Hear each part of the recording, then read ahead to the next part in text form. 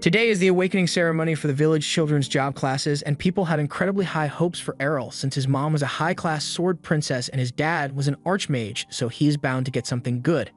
However, when it's his turn to be touched by the priest, instead of seeing visions of his job title, all he sees is the color white. The priest is stunned because this almost never happens, but in cases like this, it could only mean one thing. The priest announces that just like a disappointed college graduate in the job market, Errol is going to be chronically unemployed.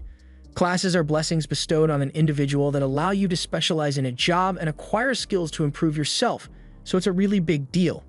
His parents and sisters spent all morning glazing the hell out of Errol because they thought you would receive a legendary class, so imagine how shocked they were to hear that he is due to be jobless. But regardless, they do still love their boy, so they start canceling their retirement plans and tell Errol that he can just mooch off of them and live in their basement for the rest of his life if he wants. However, Errol says he has no interest in becoming a basement dweller. Everyone seems to think he's going to become a bum since he's classless, but he honestly doesn't think it's a big deal. Sure, it would have been nice to have gotten a cool job that would make him strong immediately, but he has still been learning how to use a sword with his mom for years at this point, and the fact that she hasn't accidentally killed him with her overwhelming force yet must mean he has been getting better, so he's not discouraged. Even if it's going to take more work than usual to achieve the same results as others, he is willing to keep trying until he becomes just as strong as his parents. Errol's family members are all happy to see that he hasn't lost hope yet, so they start glazing him, saying he will definitely become famous in the future. And Errol appreciates it, but he really needs to get back to training, so he heads out into the fields by himself.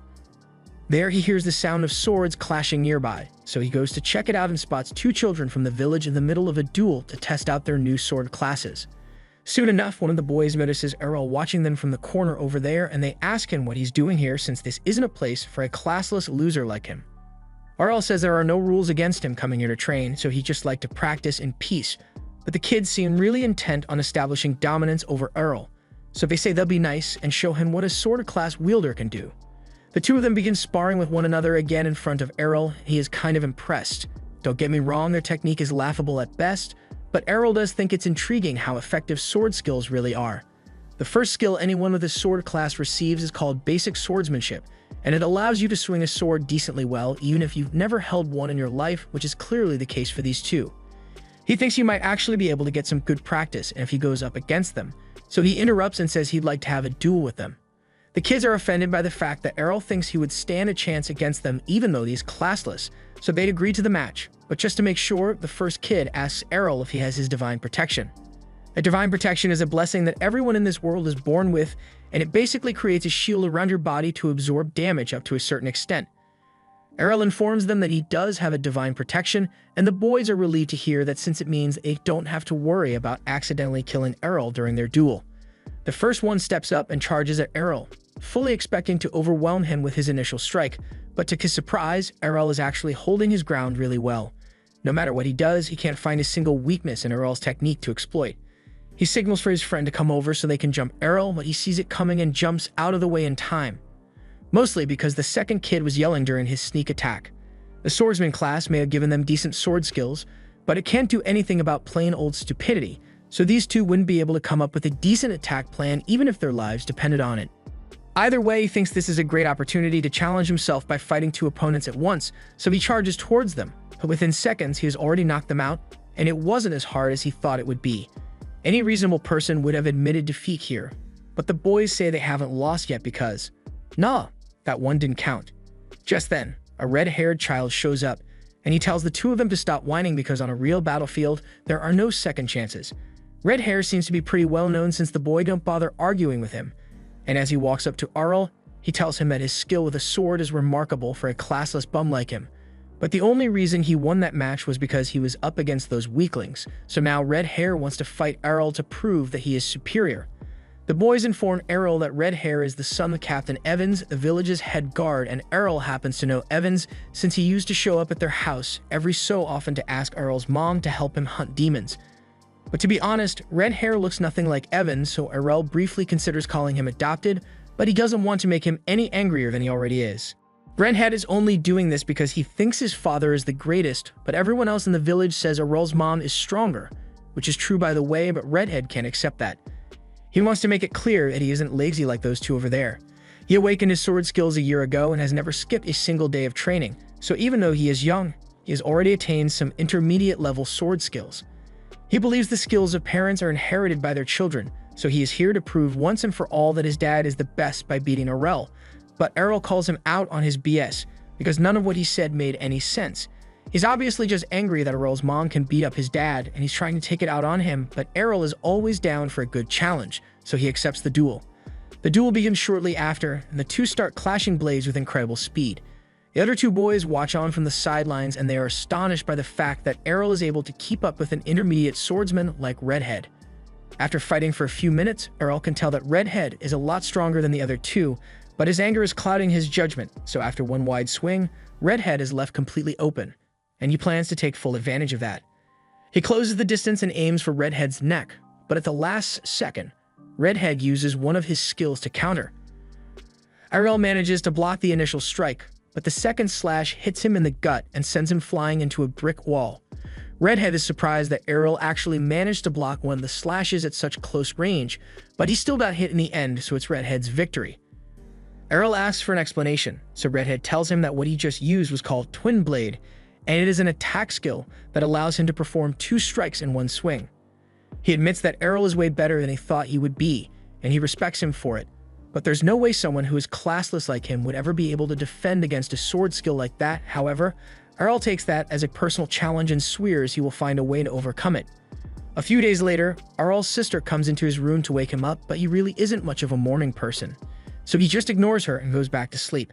However, Astaire then threatens to kiss him if he doesn't wake up, and that's enough to get him out of bed. They both head to the kitchen to grab some breakfast, and Astaire is still trying to kiss Errol, but his mom doesn't seem to mind since it's not incest if you're not blood related. However, in this case, those two really are blood related, so this is definitely incest. Once everyone has had their meal, Astaire asks Errol if he plans to go to his special training session again today, and he confirms it, but she doesn't understand why he has been pushing himself so hard lately.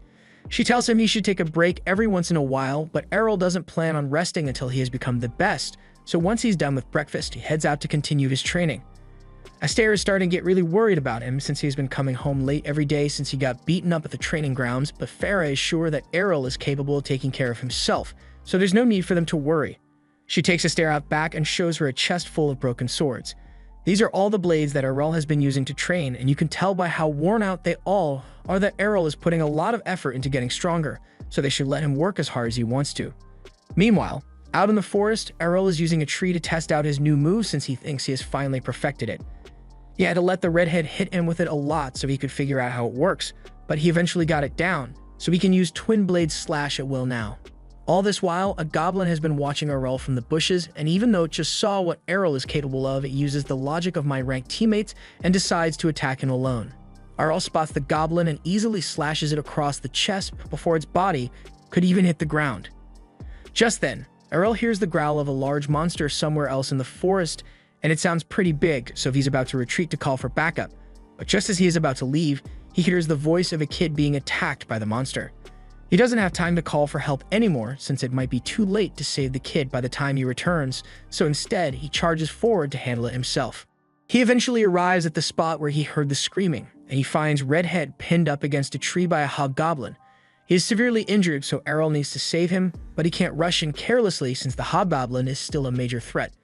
He patiently waits while the monster closes in on Redhead, and just as it's about to finish him off, Errol sees an opening, so he hits it with a twin-bladed slash, killing it instantly.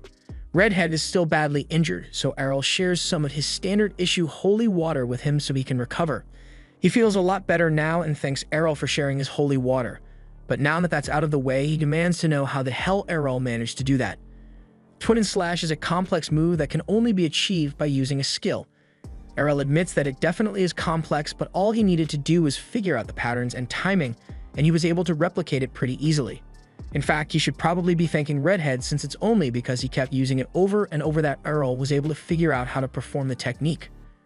Redhead can't believe it, but even if Errol was able to replicate the technique without his skill, he is still certain that his skill-based attack must be stronger, so he asks Errol to have another sparring match with him right here.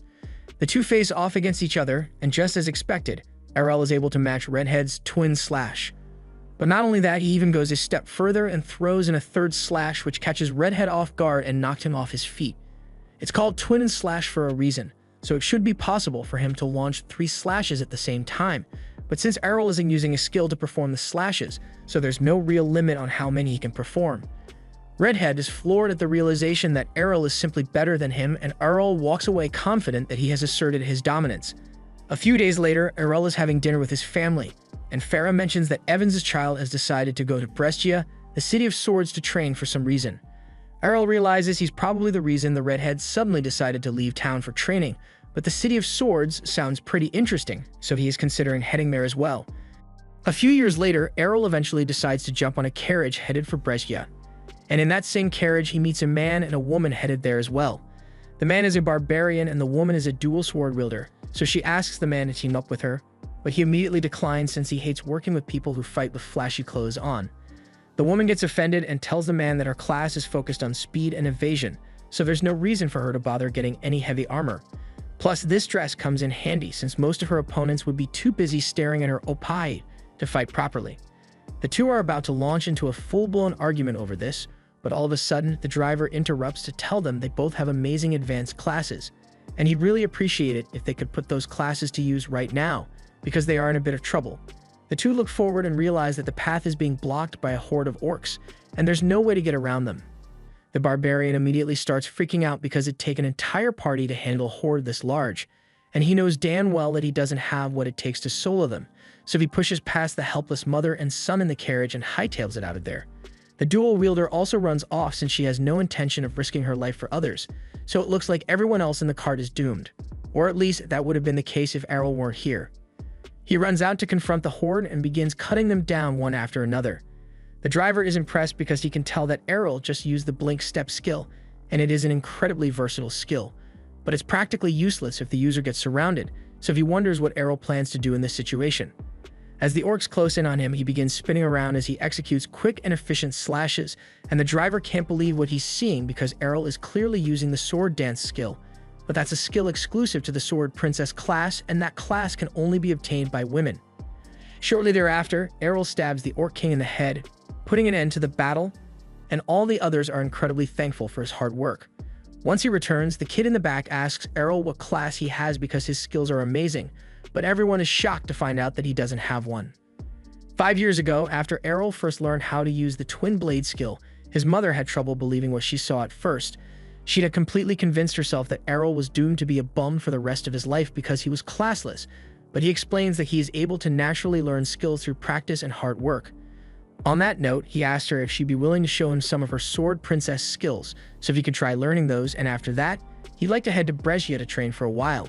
However, his mother wasn't really paying attention to most of what he said because she was so overjoyed by the fact that her son isn't going to be a loser after all, so she ran inside to tell the others. Back to the present, the carriage has just arrived at the gates of Brescia, so the driver wakes Errol up and tells him they've arrived at his destination. There are a lot of swordsmen here, as well as many other advanced classes, so Errol could probably learn a lot here.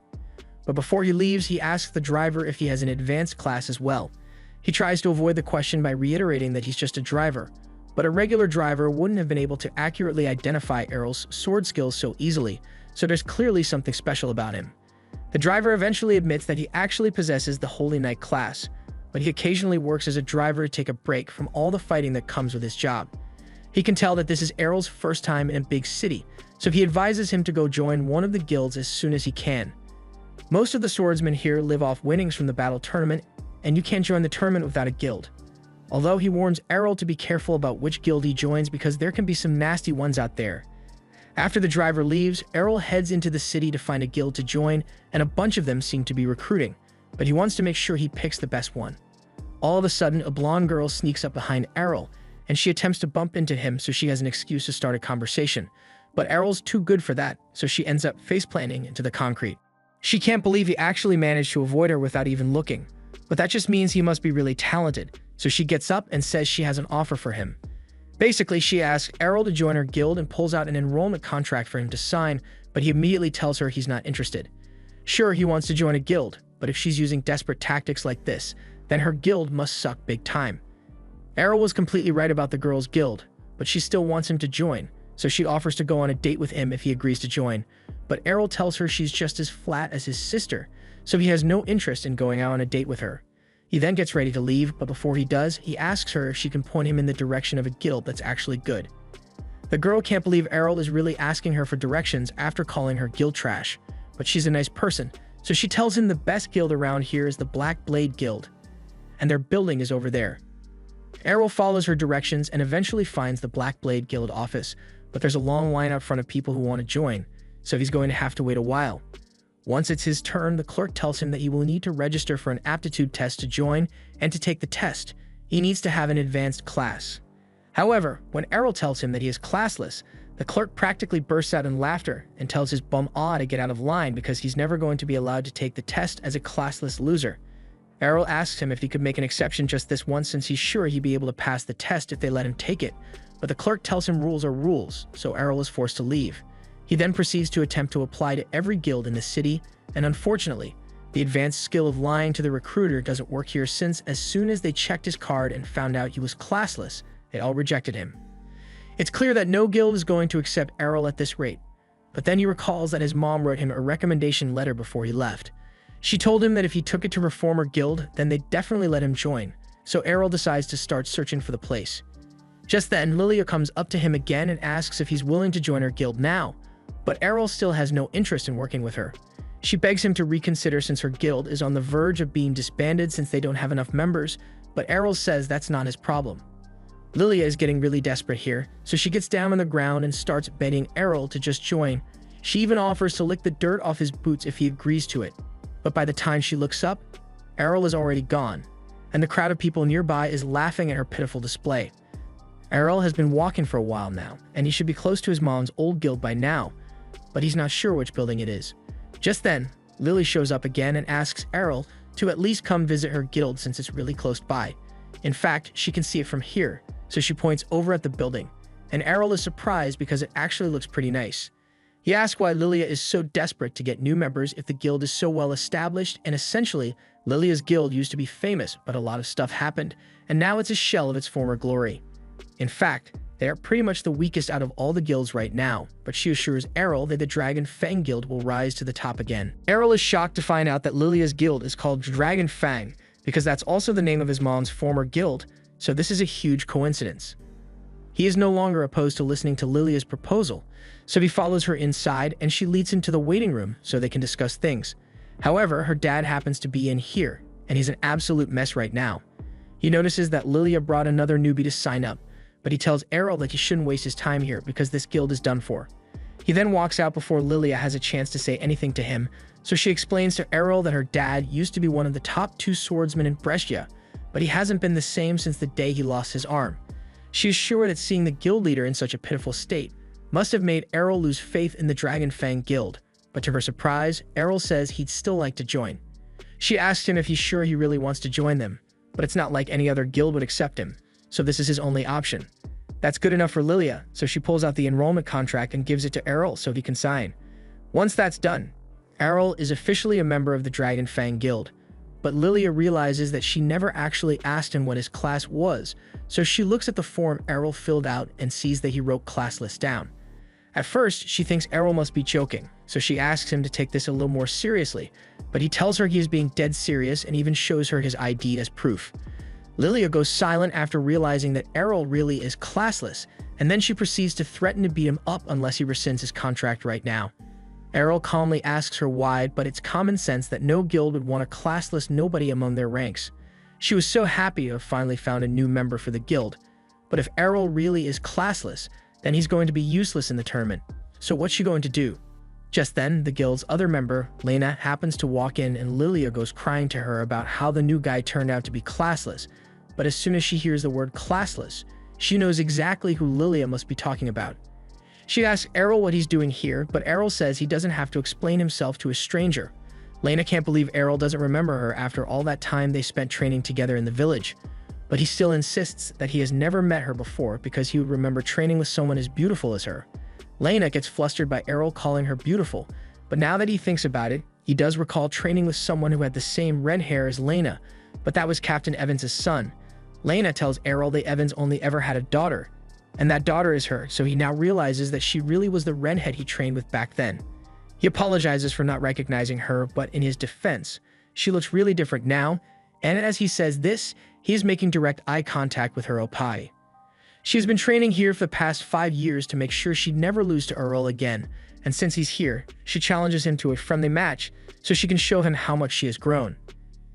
Errol is always ready for a fight, so the two head to the training center, and as the match begins, Lena launches a twin blade slash at him. Errol attempts to counter with a twin slash of his own, but as the slashes collide, Lena's attack still manages to hit him. He doesn't understand what just happened, so Lena explains that while he may be able to copy her skill, she has gotten a lot stronger thanks to her training, so her attacks are at least 5 times stronger than his. Errol is impressed by how much Lena has grown, but if strength is her main advantage, then he just needs to avoid getting hit. Lena charges in to attack again, but when she strikes at Errol, he dodges her attack so fast that it leaves an afterimage. She recognizes this as the Supreme Shadow Sword skill, and she can't believe Errol managed to learn something like that on his own, but he basically just learned how to move really fast. Now there's no way Lena can lay a finger on Errol, and soon after, he knocks her out by countering one of her attacks and redirecting the force back at her. Errol is clearly the winner of the duel, and Lena tries to act like it doesn't bother her, but she starts bawling her eyes out as soon as she leaves the room because she can't believe Errol is still stronger than her after she spent 5 years training. Errol and Lilia decided to give Lena some time to cool off, so they head back to the meeting room, and once they're there, Errol asks Lilia for a little more detail regarding the guild's situation. Long story short, she explains that their guild is in a lot of debt, and they need to win the next tournament to get enough money to pay it off, but at least 3 members are required to participate, which is why she was so desperate to get someone to join. Given the circumstances, Errol wonders why Lena chose to stick around this long, so Lilia explains that when Lena first arrived in the city, all the big guilds rejected her because they didn't want to have to train a kid, but Lilia's dad took her in spite of her age, and ever since then, she has been a loyal member of the guild. Anyway, regarding the guild's current situation, Errol doesn't think they need to worry too much since everything will be resolved as long as they win the tournament. Granted, they'll have to fight teams of 5 with a team of only 3, but he enjoys a good challenge.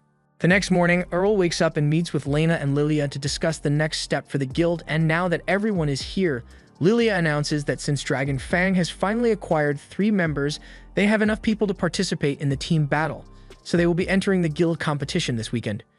She goes on to explain that the tournament is organized in one-on-one elimination rounds and each team is limited to a maximum of 5 members.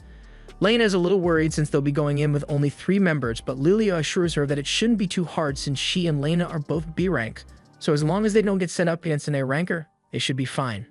This is the first time Errol is hearing of this ranking system, so Lilia gives him a quick rundown and explains that there are a total of 4 ranks detailing the strength of an individual swordsman. Out of the 500 swordsmen in Brescia, there are only around 20 who are classified as A rank, while Lena and Lilia fall in B rank. Errol isn't ranked yet, but since he was able to beat Lena, Lilia assumes he must be at least B rank as well, so as long as they don't get unlucky with the match placements, they have a decent shot at winning. Speaking of which, the match brackets should have been posted on the Colosseum's notice board by now, so Lilia says she's going to take a look at them right now.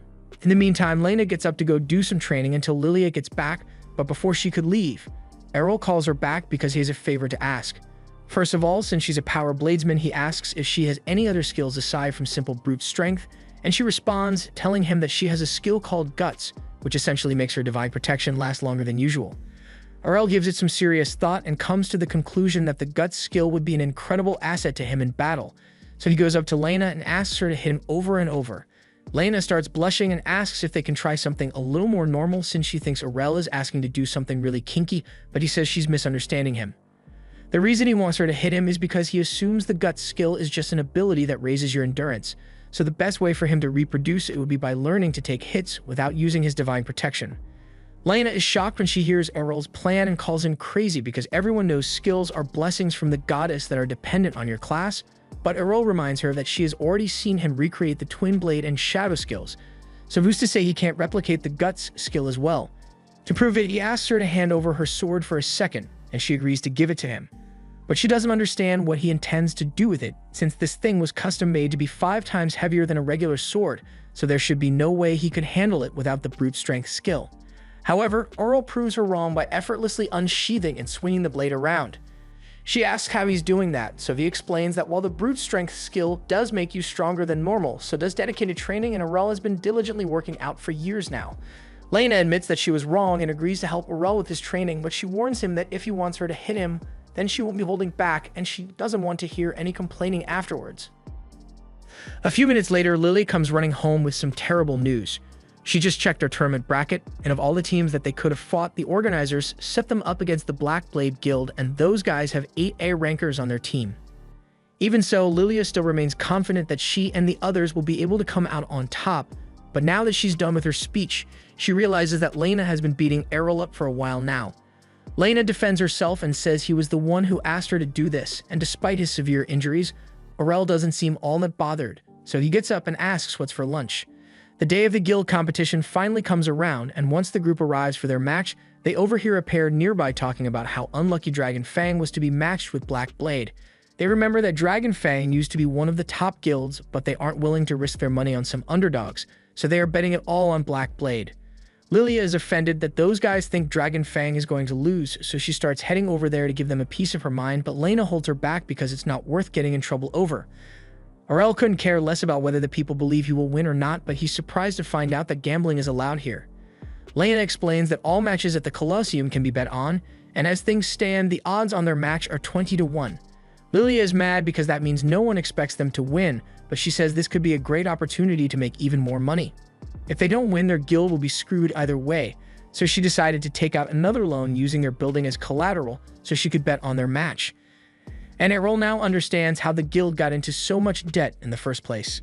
Just then, Lilia hears a man laughing at her from behind, so she turns around to see who it is, and to her annoyance, she finds Jorg, a guildmaster of Black Blade, standing there. She asks him what he wants, so Jorg tells her he's just here to wish them luck since he hates seeing how his former rival guild has fallen on rough times. He even heard that they were desperate enough to accept a classless loser as a member. Lilia tells him that's none of his business, but Jorg says he went through a lot of trouble to make sure their guilds would be facing each other in the tournament, so of course he'd want to know who Dragon Fang has on its roster. Lilia can't believe Jorg rigged the matches just so he could fight Dragon Fang, but he says he's actually doing them a favor since going up against a popular guild like Black Blade has garnered a lot of attention for them. So they stand a chance of earning a lot of money if they win. But that's only if they manage to pull off a miraculous victory against Black Blade's A-rankers. A little while later, it's time for today's main event, so Errol and the others walk out into the arena. They take a look at the list of combatants for Black Blade, and Errol is surprised that the guildmaster didn't join in since he seemed personally invested in crushing them in this match. He wonders if Jorg might be taking it easy on them, but Lilia and Lena point out that Black Blade's lineup is full of their strongest A-rankers, so it's going to be an insanely tough battle. Upon hearing that, Errol gets excited since it means he will get a chance to see a lot of new skills. But Lilia reminds him that the fate of Dragon Fang is hanging in the balance here, so he had better take this seriously. Once the match officially begins, the announcer introduces Black Blade's first combatant, the fencer Gio. But when she begins introducing Dragon Fang's fighter, she pauses for a second, because according to the roster, she's supposed to introduce someone named Errol who is classless. But that can't be right. The crowd begins to murmur amongst themselves because they can't believe a classless loser actually decided to join the tournament, and Gio feels personally insulted by the fact that he has to fight a weakling like Errol. As soon as the match begins, Gio uses Blink Dash to close the distance and stab Errol through the chest, but to his surprise, that turned out to be an afterimage from Errol's shadow skill. He isn't sure how Errol is able to use such a skill when he is classless, but he adapts quickly and begins thinking of a strategy to deal with the afterimages. However, he made a fatal miscalculation because he had thought Errol was limited to only 3 afterimages, and after he had taken out 3 of the clones, he let his guard down, allowing the real Errol to swoop in and deal a finishing blow. Gio falls to the ground unconscious, and the crowd goes wild at the unexpected turn of events. Both Lilia and Lena had faith that Errol would win, but Lena never could have expected that he wins so easily, and everyone in the crowd is just as surprised. But Errol, on the other hand, is far more concerned by the fact that he wasn't able to figure out how Gio's thrust skill works while he was fighting him, so he's going to have to work on it later. Errol's next match is against a dual swordsman, and as the boy charges at him, Errol easily blocks the initial strike and counters with a twin blade slash that knocks him off his feet in one fell swoop, earning him yet another victory. The third competitor he has to go up against is a barbarian, and since Errol has only fought swordsmen up to this point, he tries surprising him with a kick, but he was nowhere near fast enough to catch Errol off guard, so he blink dashes behind the barbarian and slashes him across the neck to end the match. Lena can barely believe that Errol really just eliminated the third A-ranked fighter all by himself, but Lilia is really excited because if they are lucky, Errol might be able to win all 5 matches on his own. Lena tells Lilia that it sounds like she doesn't want to have to fight in the tournament at all, and it sounds like that because it's true. She knows damn well that if she were in Errol's position, she would have been defeated in less than a minute. There's no way she could handle a one-on-one fight with an A ranker, which is why she's focusing all of her energy on cheering for Errol like her life depends on it. In Errol's next match, he's up against a shield bearer and he's having a hard time breaking through this guy's defenses, but he is still outpacing him. The shield bearer is angry because he thinks Errol has been lying about being classless, since there's no way he could have beaten the other three so easily without a class. Errol says his victories have been a result of his tremendous effort, but the shield bearer thinks that sounds stupid because everyone knows effort can never overcome the power of classes. However, Errol points out that if what he said was true, then he wouldn't be getting his ass handed to him by a teenager. The shield bearer charges at Errol and tries to use his shield bash skill to knock him over, but he sees it coming and counters with a kick, knocking the shield right out of the shield bearer's hand. The shield bearer is freaked out because he says he recognizes that kick, and Errol tells him that it's probably because he copied it from the barbarian he fought in the last round, although he still hasn't quite gotten the hang of it. So while he's talking, he adjusts his footing and attempts another kick, striking the shield bearer in the side. The shield bearer doesn't understand how this is possible, since there's no way he should be able to casually learn a skill like that. Errol admits that there are some skills that are really complex, and those take a lot of practice to master, but for some of the more basic ones, he can learn them after simply seeing someone use them. To demonstrate, he walks over to the shield on the ground and picks it up before knocking the shield bearer out with his very own shield bash attack. This is now his fourth victory, and it's clear that Errol is incredibly strong, but the crowd is starting to doubt that he is really classless. They all think he is faking it, so they start yelling for Errol to be disqualified. However, due to all the outrage, the organizers decide to take the liberty of contacting the Guild Association to get a copy of Errol's original class assessment. The announcer asks Errol if he is okay with her sharing his personal information with the crowd, and he says he's fine with it if it will get everyone to calm down. She then proceeds to display Errol's assessment card for all to see, and plain as day, it says Errol is classless, so everyone agrees that he isn't faking it. Lilia says that if she had known Errol was this strong, then she would have pawned off a bunch of her dad's treasures to place an even larger bet. Lena is starting to become concerned about Lilia's gambling problem, but she admits that Errol's strength is greater than anything she could have imagined. The final Black Blade combatant is called up on the stage, and Errol can immediately tell that this guy is a cut above the rest, so he needs to be cautious. Masamune is impressed that Errol could sense the danger and chose to keep his distance, because he planned to lure him into striking range and finish him off in an instant with his ultimate move. As soon as Errol hears the word ultimate move, he decides that it's worth the risk after all, so he starts approaching Masamune's striking range. The second he gets close enough, Masamune unsheathes his sword and performs his lightning speed strike, but just when he thought his sword had connected with Errol's neck, he vanishes. He doesn't understand what just happened, but Errol simply appears behind him and explains that while Masamune is incredibly fast, he was trained by someone who's even faster, so his reaction speed is on a different level. He then uses the ultimate skill he learned from his mom, the Piercing Tempest. After being hit, Masamune is knocked unconscious, so Errol is declared the winner, and both Lena and Lilia look at each other in shock because they can't believe they won without having to do anything. As Errol walks off stage, Lilia jumps at him for a big hug, but he instinctively steps out of the way since his sister used to give him surprise hugs all the time. He then turns and sees Lena with her arms wide open for a hug, but then she realizes what she's doing, so she turns away in embarrassment and apologizes for getting carried away. Errol says he actually would have been fine with hugging Lena, but he wishes she had taken her armor off first so he could enjoy the soft comfort. Meanwhile, from the stands, Jord watches as Errol and the others celebrate their victory, and he vows to make him pay for this humiliating loss. That night, they all return to their guild to celebrate Errol carrying them to victory, and Lilia is still trying to convince him to marry her so she can mooch off his talent for the rest of her life, but he says if he were going to marry anyone, it would be Lena. Lena shoots up from her seat and tells Errol to stop making fun of her because there's no way he actually means it. Errol asks why she would think he is lying, so she explains that most guys often mistake her for a guy who only cares about swinging a sword, and Errol admits that he made the same mistake when he first met her. She is sure that Errol wouldn't want to marry someone with no womanly charm like her, but Errol is staring at two very compelling pieces of charm right now. In any case, Lena says she's focusing on becoming the world's greatest swordswoman so she doesn't have time to spend on romance, and Lilia is relieved to hear that since it means she won't be competing for Errol's attention. She begins rubbing Errol's leg and offers to give him a special massage as thanks for all the hard work he put in today, but Errol turns her down and asks Lena to do it for him instead. However, instead of a regular massage, he says he wants her to start bashing him with her sword like last time. Lena asks if he's really sure about this since she's starting to feel bad about hitting him so much, but he says this is the only way he can learn the gut skill, and Lena is the most skilled and trustworthy person he knows, so she's the only one he can ask to do this. Just then, Lilia's dad comes downstairs to see what all the commotion is, and at first he thinks Lena is taking her frustration out on Errol because they lost this afternoon's tournament, but to his surprise, Lilia tells him they actually won their match against Black Blade and she made enough money to cover their debt and keep the guild operational. Her dad can't believe it and asks if Black Blade made a mistake and sent a bunch of rookies to fight them, but she informs him that they actually sent out their strongest fighters and Errol still managed to beat them all on his own. Lilia's dad is in shock because he didn't think Errol would be so strong, but he refuses to show even a hint of optimism and says it's only a matter of time before he ditches them for a better guild. Lilia says that's not going to happen because she's going to marry Errol, but Errol interjects and says he never agreed to any marriage proposal. Lilia's dad continues talking about how it is pointless to try and save the guild, but Errol is getting sick of all the negativity, so he tells Lilia's dad to shut up because at least Lilia is trying to do something with her life, unlike her sorry excuse for a father. He's always so busy bitching about the fact that he only has one arm now. The last time Errol checked, you only need one hand to hold a sword. That last statement gets Lilia's dad riled up, so he grabs Errol by the collar and tells him he doesn't know what he's talking about since all the dual swordsman skills he once had are practically useless with only one blade. But as someone who had to learn to fight with absolutely zero skills, Errol tells him to just get good already.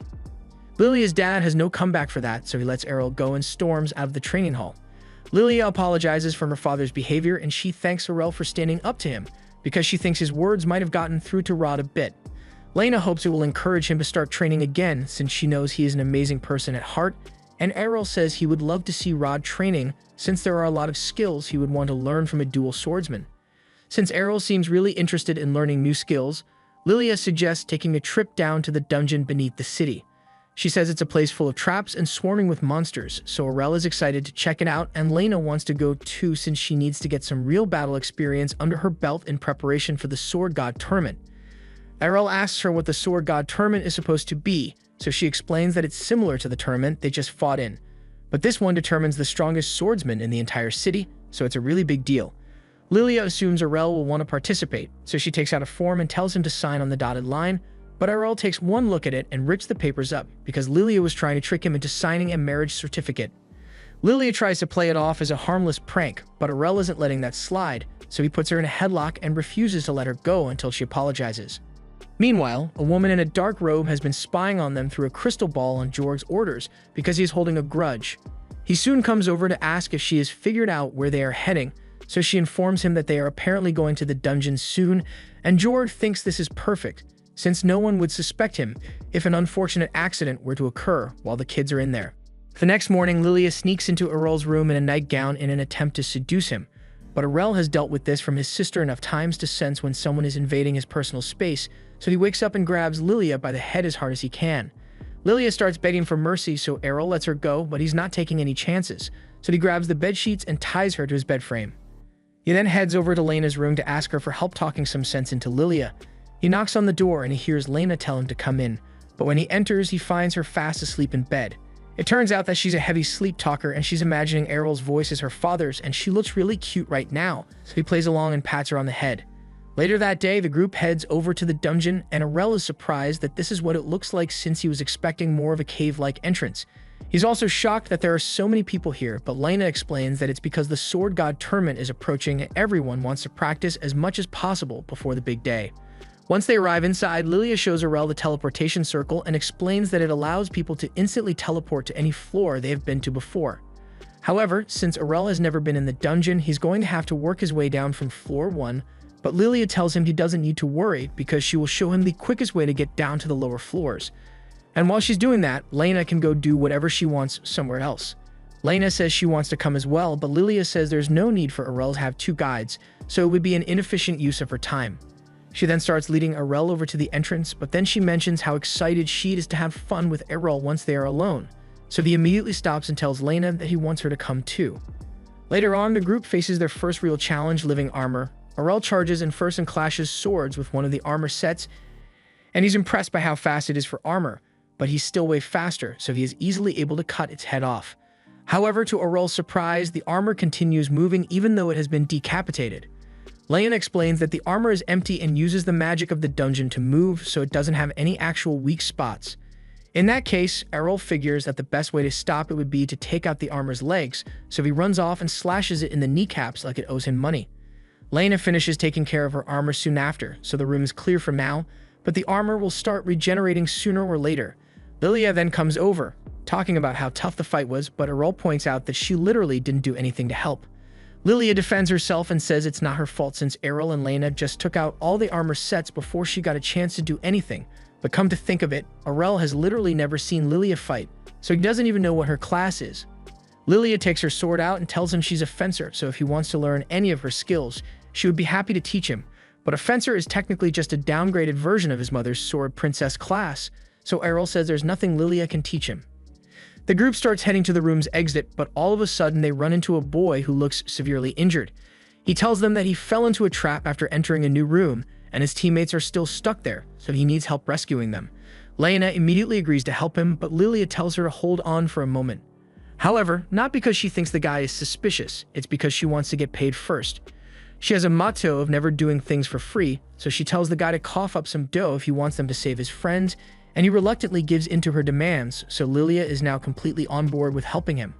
However, while the others are okay with it, Errol thinks this whole thing is sketchy because he seems awfully mobile for someone with so much blood on him. Lilia brushes it off and says not everyone is as strong as Errol, so the guy probably just took a few unlucky hits while he was escaping. Errol still has his suspicions, since if he had lost as much blood as this guy, he wouldn't be able to stand, much less walk, so he is certain the guy's injuries are fake. He's not sure what kind of trap the guy is planning, but he thinks it'll be a good challenge, so he decides to just go along with it. The guy leads them to the entrance of a secret room, and they find a pool of blood in the middle, but no sign of the boy's missing friends.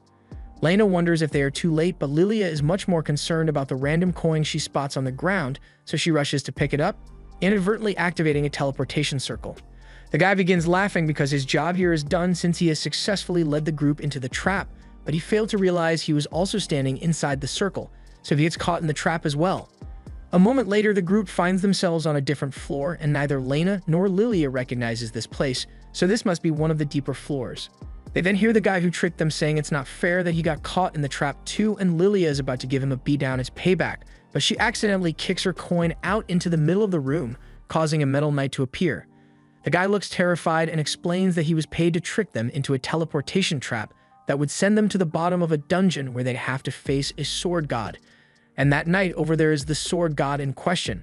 Lilia and Lena think the guy is bluffing since sword god classes are only a myth, but a moment later the knight unsheathes its sword and launches a slash that nearly takes the guy's head clean off. The knight then targets Errol and knocks him into a wall with a lot of force, but thanks to all his endurance training with Lena, Errol is able to withstand it with minimal damage. He then strikes back at the knight, but it uses an advanced version of Dash Divine Step to back away. Errol is certain that this is a real sword god, but rather than being worried, he sees this as a good opportunity to go all out and test all his skills. He then uses Divine Step to close the distance and clash swords with the knight, but the knight activates a Divine Presence ability in retaliation. This ability normally restricts the movements of everyone in the area, but Errol is unaffected because he spent a lot of time training with his mom to learn how to counter it. At the time, he could barely stay on his feet, but now he is able to jump out of the way of the knight's attack and dice it to pieces with his infinite break slash. Now that the battle is over, Errol drinks some holy water to recover, and while he is resting, Lena and Lilia ask him how he knew about the sword god skills when even they had never seen it before. He explains that he learned it from his mom, and while she usually limits herself to the moveset of a sword princess, she's actually a sword god. That sounds hard to believe, but Lena knows Errol wouldn't lie about something like that, so she believes him. However, she doesn't understand why his mom would pretend to be a sword princess in the first place. He says his mom just didn't want all the attention that would come with it, so she kept that part a secret. Back on the surface, Rod has just found out about the trap Jorg set, and he is heartbroken by the thought that his daughter might be dead. But to the surprise of both Rod and Jorg, Errol and the others all walk into the bar laughing like nothing happened. Rod is relieved that Lilia is alright, and Jorg can't believe they managed to survive against a sword god. Lilia smirks, telling Jorg that Errol easily defeated it. But that's not all, since they already got the kid to confess that Jorg was the one behind the whole trap. Jorg begins panicking a little over the fact that he was caught, but then he remembers that there are no laws in the dungeon, so he can be arrested for any crimes committed in there. He confidently walks out telling them there's nothing they can do about it, but as soon as he gets home, he starts trashing his room because he can't believe a kid like Aurel is so much better than him. All of a sudden, a sword in his room starts talking to him, and it promises to help him achieve his goal if he sets it free. The next day, Lilia and Lena are sitting in the lounge and Lilia looks really worried because the preliminary pairings for the tournament have been posted, and she just found out she's going to have to go up against Aurel, so there's no way she's making it to the finals now. Aurel tells her not to feel too bad about it, since her chances of winning the tournament at her skill level were already pretty slim. But that doesn't make her feel any better. Fortunately for Lena, she's not in Aurel's section of the preliminaries, but she's still going to have to face a lot of tough opponents, so she needs to do her best if she wants to make it past the preliminaries this year.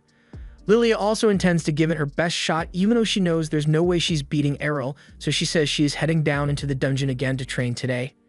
She asks Aurel to come along since she wants him there for protection in case something bad happens, but he doesn't really feel like dungeon diving again. Just then, Rod comes out to see what's going on, and after learning that Lilia plans to head into the dungeon again, he warns her to be extra careful because there's no telling when Jord might set another trap and he doesn't want to lose her. Lilia can see that her dad is really concerned about her, so she assures him that she will keep her guard up at all times, and hearing that is a huge relief for him. Aurel is surprised by Rod's sudden behavioral change, but after nearly losing his daughter to Jorg's cruelty, he realized that he can't let himself remain a weakling just because he lost an arm, so he has decided to begin training again. Sometime later, the day of the Sword God Cup preliminaries finally arrives and a huge crowd has gathered to see all the swordsmen and women face each other. Lilia ended up losing her first match against a random guy despite all her training, and she is really upset about it. Aurel tries to comfort her by saying her failure was inevitable, so there's no need to beat herself up about it, but again, that doesn't make her feel better in the slightest. Aurel has won all his fights up till now, so the next match for this bracket will be the finals, and while Lilia is aware of how strong he is, she warns him to keep his guard up because the woman he will be facing has a lot of unique skills.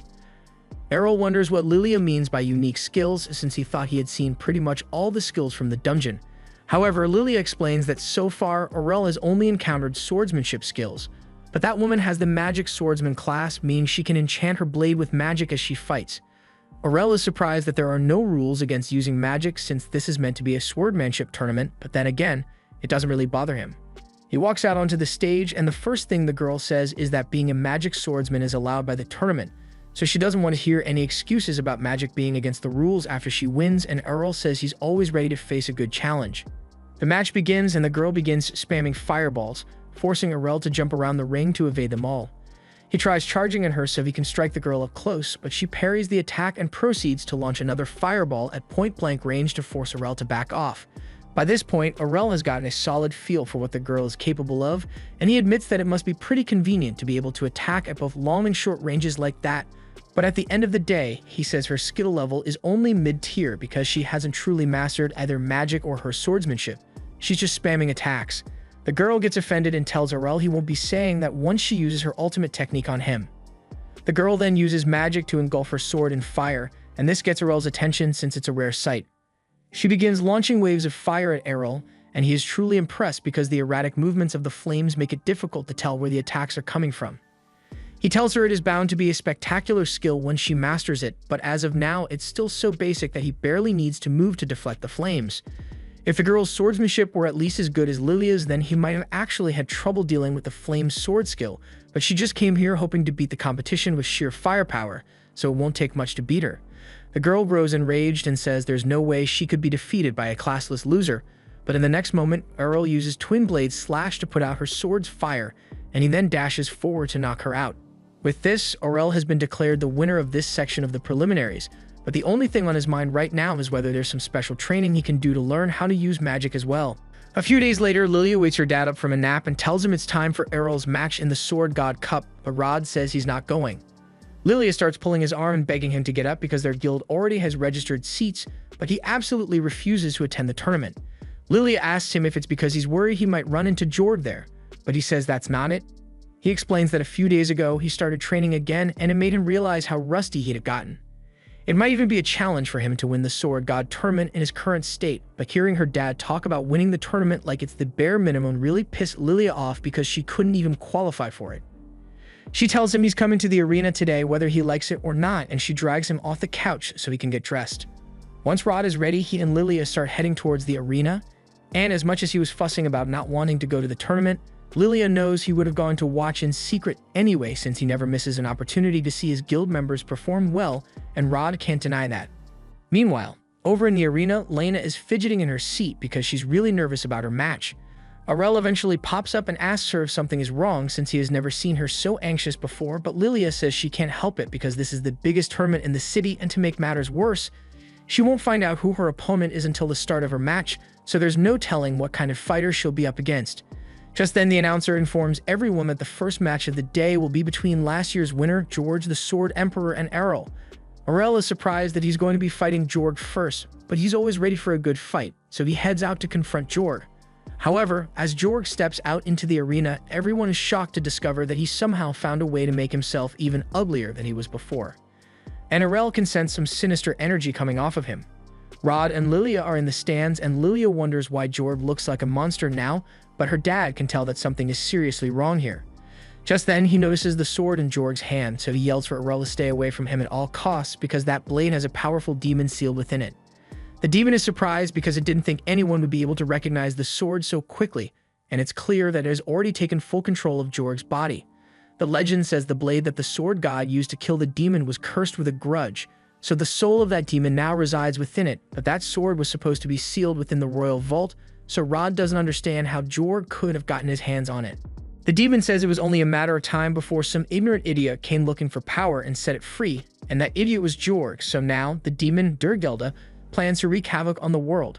Though I have no idea why he chose to patiently wait for the tournament to start before making his appearance if he just wants to destroy the world. Lena can't believe Durgelda is really here, since she learned in history class that this demon was summoned by an evil deity in ancient times to burn the world down, but everyone just thought it was a myth. Everyone begins to panic once they realize this isn't a joke, so they all start running out of the arena, and Durgelda is loving all the shrieks of pure terror.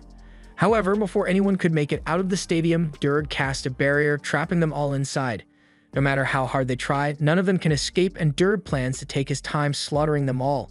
But then he notices Aurel squared up for a fight. He finds it amusing that a brat like him is dumb enough to raise his blade instead of begging for mercy, but Aurel says he is confident that he can win this fight. After all, a long time ago, Durg was defeated by a sword god, so he isn't invincible. Durg admits that it's true that he was defeated by a sword god in the past, but based on Jorg's memories, there is no living sword god right now, so there's no one to stop him. Aurel tells Durg that he was wrong about two things just now. First of all, there is still at least one sword god alive in this time period, and two, even though Aurel isn't technically a sword god, he is still confident that he can beat Durg. Durg begins laughing because he thinks Aurel must be delusional, but it stops being funny real quick once Aurel uses Divine Step to close the distance and nearly takes Durg's head off. Durg can't believe his eyes because only a sword god should have that ability, so he demands to know how Aurel acquired it, but he isn't interested in talking right now.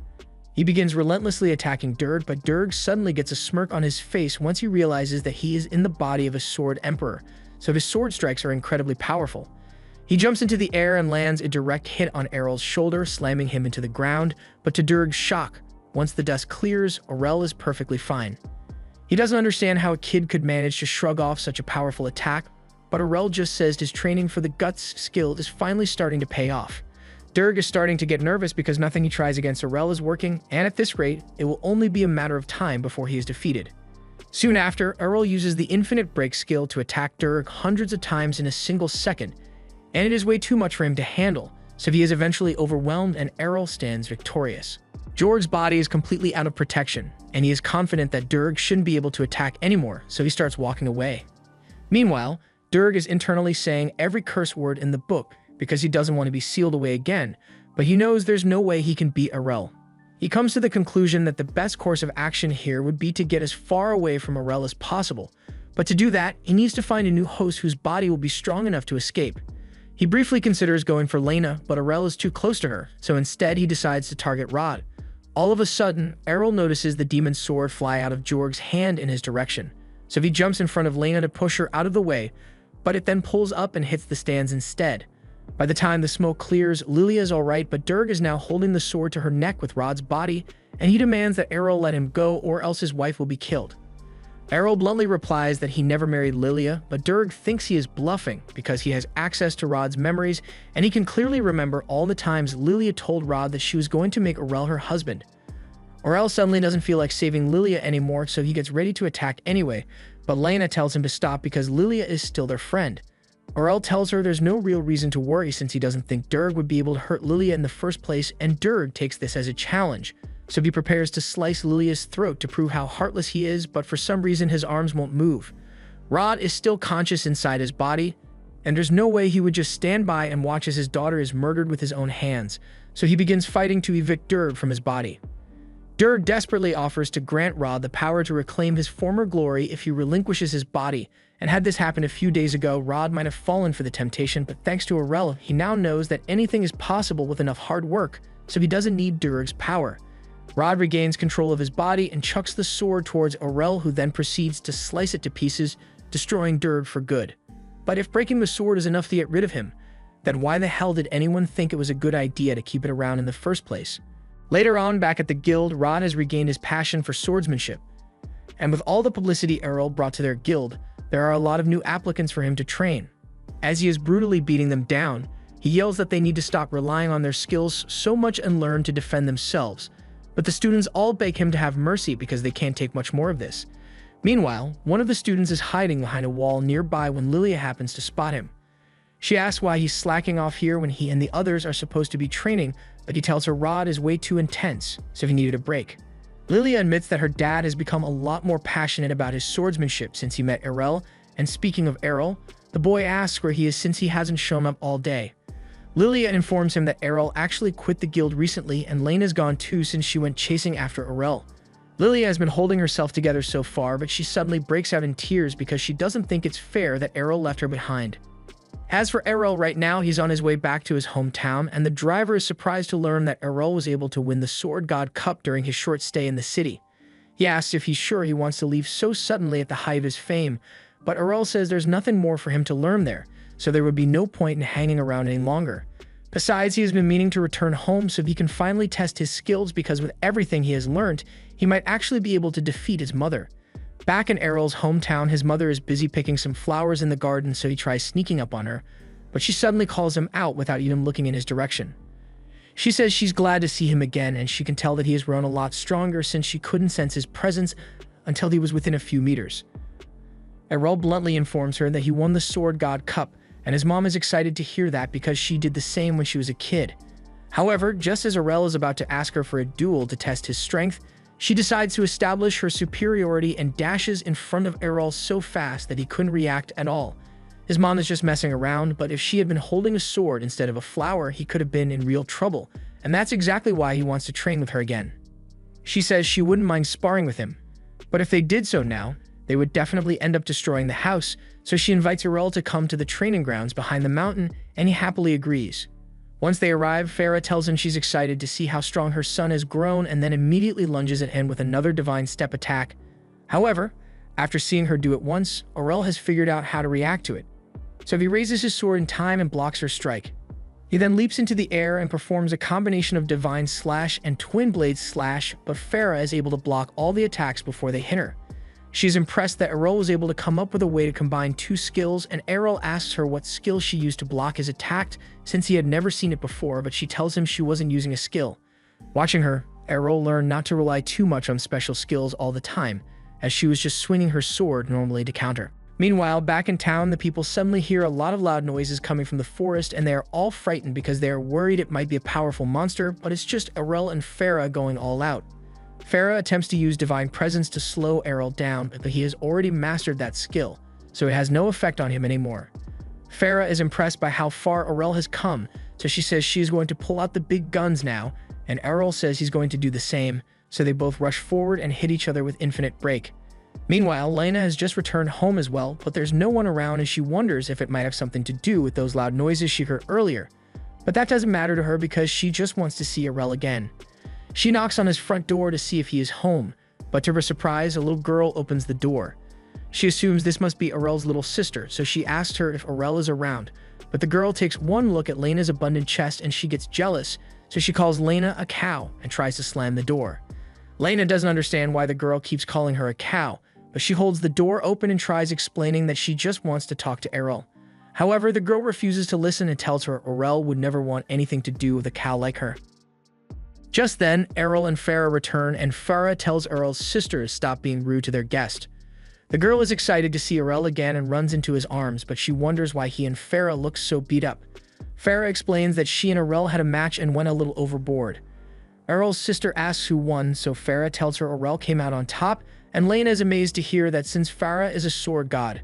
However, Errol says the only reason he ended up winning was because Farah isn't in top form anymore since she stopped training seriously years ago, so he doesn't want to let this victory get to his head. Farah tells Errol not to say it like that since it makes her sound like an old lady, but he tells her she's still way too pretty to be an old lady. They'd all head inside and sit down at the table to talk, and Farah would like to ask about all the adventures Errol had in the Sword City, but she's much more interested in hearing about how Errol and Lena met since she loves romance stories. Errol explains that he and Lena lived together while he was in the Sword City, and Farah's face lights up with excitement after hearing that, but Lena clarifies that they were just members of the same guild, so there was no inappropriate behavior between them. Errol asks Lena why she came to visit him all of a sudden, and she says she wanted to ask him why he suddenly abandoned the guild like that. Errol is confused because he's sure he submitted an official resignation letter behind before leaving, so it's not like he left without giving the guild notice, but that's not what Lena is talking about. She tells him he could have at least said goodbye in person before leaving, but Errol didn't put much thought into it.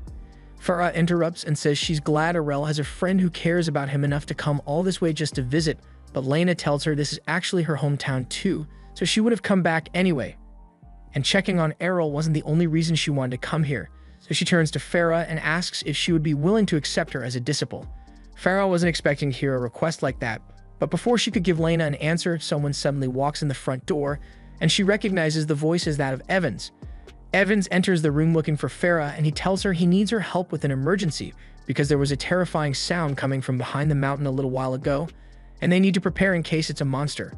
Farah and Errol immediately realize that they are the reason for the panic, but Farah knows she would get scolded if she told him the truth, so she lies and tells him she has already defeated the monster. Evans doesn't really question it since he is just relieved that the village is safe, and now that he has calmed down, he notices that Lena is here and asks her when she got back. Farah didn't recognize Lena at first since she looks a lot different from how she was as a kid, but now that she looks closely, Lena does look a lot like Evans' late wife. Evans asks why Lena is at Farah's house, so Farah explains that Lena just asked to learn everything there is to know about being a good wife for Errol. Evans breaks down in tears of joy because he thinks his daughter is going to get married soon, but she freaks out and tells him she just wanted to ask Farah to teach her how to get better at swordsmanship. Farah insists that there will be time for both swordsmanship and wife lessons, but when Lena turns to Evans to ask him to talk some sense into Farah, to her surprise, he seems like he's all for it. After his wife died, he was worried about Lena's future because the only thing he knew how to teach her was swordsmanship, so he would be overjoyed for Farah to teach her some housekeeping skills, and Farah assures him that he can trust her to take care of Lena. Evans is grateful to hear that, so he says he is going to return to his duties now, and he will be leaving Lena in Farah's care, so he tells her to do her best. And Lena is left wondering how things turned out like this. This entire time, Errol's dad has been busy in his study working on his magic research, but he's not surprised when Errol walks in because he overheard the entire commotion earlier. Errol asks how Liam's research has been going, and he is happy to announce that he is really close to a breakthrough. It might even become an ultimate technique if his hypothesis is correct. That aside, he asks Errol if it's true that he brought back a cute girlfriend, and Errol doesn't deny it, but he says he would describe her as more beautiful than cute. More importantly, he says there's something he wanted to talk about. He just defeated Farah in a sword fight, so he would like Leon to teach him magic now. However, Leon says it would be impossible for Errol to learn magic, so he should just give up on it. While that's going on, Farah is in the kitchen with Lena, trying to teach her how to cook, and Lena agrees to give it her best shot, but she has literally no experience with anything other than a sword, so she ends up smashing the table to bits. Lena apologizes for the trouble she caused, but Farah says it's fine since it just means she will have to start from the basics. A little while later, Errol and Leon finish fixing up the table, but while Errol is putting away the tools, he asks why Leon didn't just use magic to fix the table. Leon says Farah likes it when he does things by hand, but since Errol wants to see him use some magic, he picks up Mira's broken mug and casts a rebuild spell on it to put it back together. While he and Errol are putting the materials away, he tells Errol that he really shouldn't get his hopes up when it comes to magic. He has proven that even someone born with no class could learn to use a sword, but using magic requires you to have a large mana pool, and that's not something training can improve. Errol admits that it would be impossible for him to use magic without having a large mana pool, but he asks if it would work as long as he had mana. Leon says he could probably learn spells even without a mage class as long as he has mana, but he doesn't think it's likely that Errol has magic in his body, since if he did, he would have accidentally cast at least some form of magic by now. However, Errol says he is sure he has magic in his body because back in the Sword City, while he was training with Lena, he was burning through a lot of the guild's holy water, so Lilia went into storage and found a bunch of mystery potions for Errol to use instead. Lena told Errol not to drink it since those might be poisonous, but he thought drinking poison might give him a poison-resistant skill, so he did it anyway. In the end, he said it turned out not to be poisonous, and he definitely felt it restored something in his body other than divine protection, so he believes it was mana. If what Errol says is true, then his dad believes he might really be able to learn magic, so he agrees to teach him. He asks Errol if he can still feel the sensation of mana inside his body, and after he confirms it, Leon asks him to try moving it around and condensing it into one point. Errol gives it his best shot, and at first, nothing happens, but eventually, a faint blue light begins to glow in his hand. His father is ecstatic when he sees this because while the light may be small, it is proof that Errol indeed possesses mana, even if it's only a small amount. Errol begins feeling lightheaded because that little light apparently used up all the mana he had in his body, and his dad tells him he is going to have to work to increase the size of his mana pool before he can cast any spells, but working hard is what Errol does best, so he should be able to do it in no time. The next day, Errol heads to the item shop and dumps a pile of gold coins on the counter because he wants to buy all the mana potions they have in stock, and from then on he kept emptying and refilling his mana pool to increase its size. 6 months later, Errol's mana pool has grown enough to allow him to maintain a ball of mana, and his dad congratulates him on a job well done. But there's still a lot of work to do because Errol's current mana is only equivalent to that of a 10-year-old. He hands Errol a piece of paper with magic text written on it, and he explains that normally with a mage class, the magic script for a particular spell would just pop into your head, but since Errol doesn't have any skills, he's going to need to memorize the magic script for every spell he wants to cast. It's going to be difficult, so Leon suggests that Errol could get some help learning the basics in the City of Magic, but he would need to train his mana to get to the baseline needed for entry first. 3 years go by, and Lena has become quite skilled at household skills thanks to Farah's guidance, so she's very grateful. Just then, Lena and Farah hear Mira crying, and a moment later, she walks into the kitchen with a note. She tells them that she went to Errol's room earlier to wake him up, but when she got there, he was gone, and the only thing left was a note. Everyone takes a look at the note, and word for word, it says, "I'm going to the City of Magic, love Errol." They can't believe Errol would leave without at least saying goodbye to them properly, and Mira is especially hurt. Errol did mention that he was interested in the City of Magic, so he was bound to leave eventually, but it still made Mira really upset, so Farah comforts her with a hug. Lena is also sad about Errol leaving so abruptly, but she realizes she has no right to complain since she kind of did the same to her dad when she left for the City of Swords, but she had no idea how bad it felt to be ditched like this. Farah hugs Lena as well and tells her she had better not disappear on them as well, but Lena never had any intentions of leaving when there's still so much for her to learn from Farah. Farah is glad to hear that Lena will be staying even though Errol is gone, but while she's not particularly worried about his safety, she wishes he and his older sister Astia would show a little more concern for the feelings of others. Meanwhile, Errol is already on a carriage heading to the City of Magic, but the driver tells him it's still going to take another 2 days to get there, so he will just have to wait. On another note, the driver tells Errol that he's really intrigued because 3 years ago he became a sensation in the City of Swords, then disappeared and went home immediately, and now he wants to go to the City of Magic too. Errol sits back down in his seat, and the kid sitting next to him asks if he is really heading to the City of Magic since he looks a little old to be applying to the Magic Institute. Just then, the girl sitting across from him yells at Kato to stop being rude because Errol clearly sucks at magic and probably failed the Magic Institute's entrance exams multiple times, which is why he is going back to apply again today. Errol is about to explain that he has never actually taken the Magic Institute's entrance exam, but Kato suddenly yells back at Kufa that she's the one being rude here, and the two begin arguing. The girl sitting next to them, Kali, tries to get them to calm down, and Errol assumes they must all be wizards heading for the Magic Institute, but considering their age, they probably only received their magic blessings a few days ago. After Kato is done arguing with Kufa, he turns to Errol and introduces himself as a red mage. He then asks Errol what kind of magic he is good at, and he thinks about it for a bit. While he was learning from his dad, Leon explained that there are 6 types of magic: red, blue, green, yellow, white, and black, each with their own spells associated with them. Normally, a mage is limited to the spells of their color, but Errol has no such limitations, so Leon taught him the basics of all 6 types of magic. As such, he tells Kato that he isn't particularly good at any kind of magic since he is classless. Kaito and the others think Arel must be messing with them, since no classless person would want to go to the City of Magic, but Arel assures them that he is telling the truth and even pulls out his ID to prove it. The kids are all shocked once they realize that Arel really is classless, and they all start asking why he's bothering to go to the Magic City when everyone knows classless losers can't use magic. Arel has already had this conversation a bunch of times, so he's not really interested in explaining the circumstances to them. But before the kids could say anything more, they heard a terrifying roar coming from the forest. Arel recognizes it as the roar of a Troll King, and the kids are all terrified because they heard that Troll Kings are super strong. Kaito asks the driver to get them out of here quickly, but unfortunately, the roar scared the horses so much that they fainted on the spot, so they won't be going anywhere. Khalid starts freaking out because she's scared of dying, but Kaito and Kufa try to calm her down by saying they have a plan. It's true that a Troll King is powerful, but at the end of the day, it is still a troll, so it should be big and slow. That means their magic attacks are almost guaranteed to hit, so as long as they work together, they should be able to take it down. Just then, a troll walks out of the forest and Kali immediately loses her nerve, but Kaito tells her they need to stay strong if they want to beat the Troll King. However, that wasn't actually the Troll King, and a moment later, the Troll King swats the troll away before revealing its massive frame.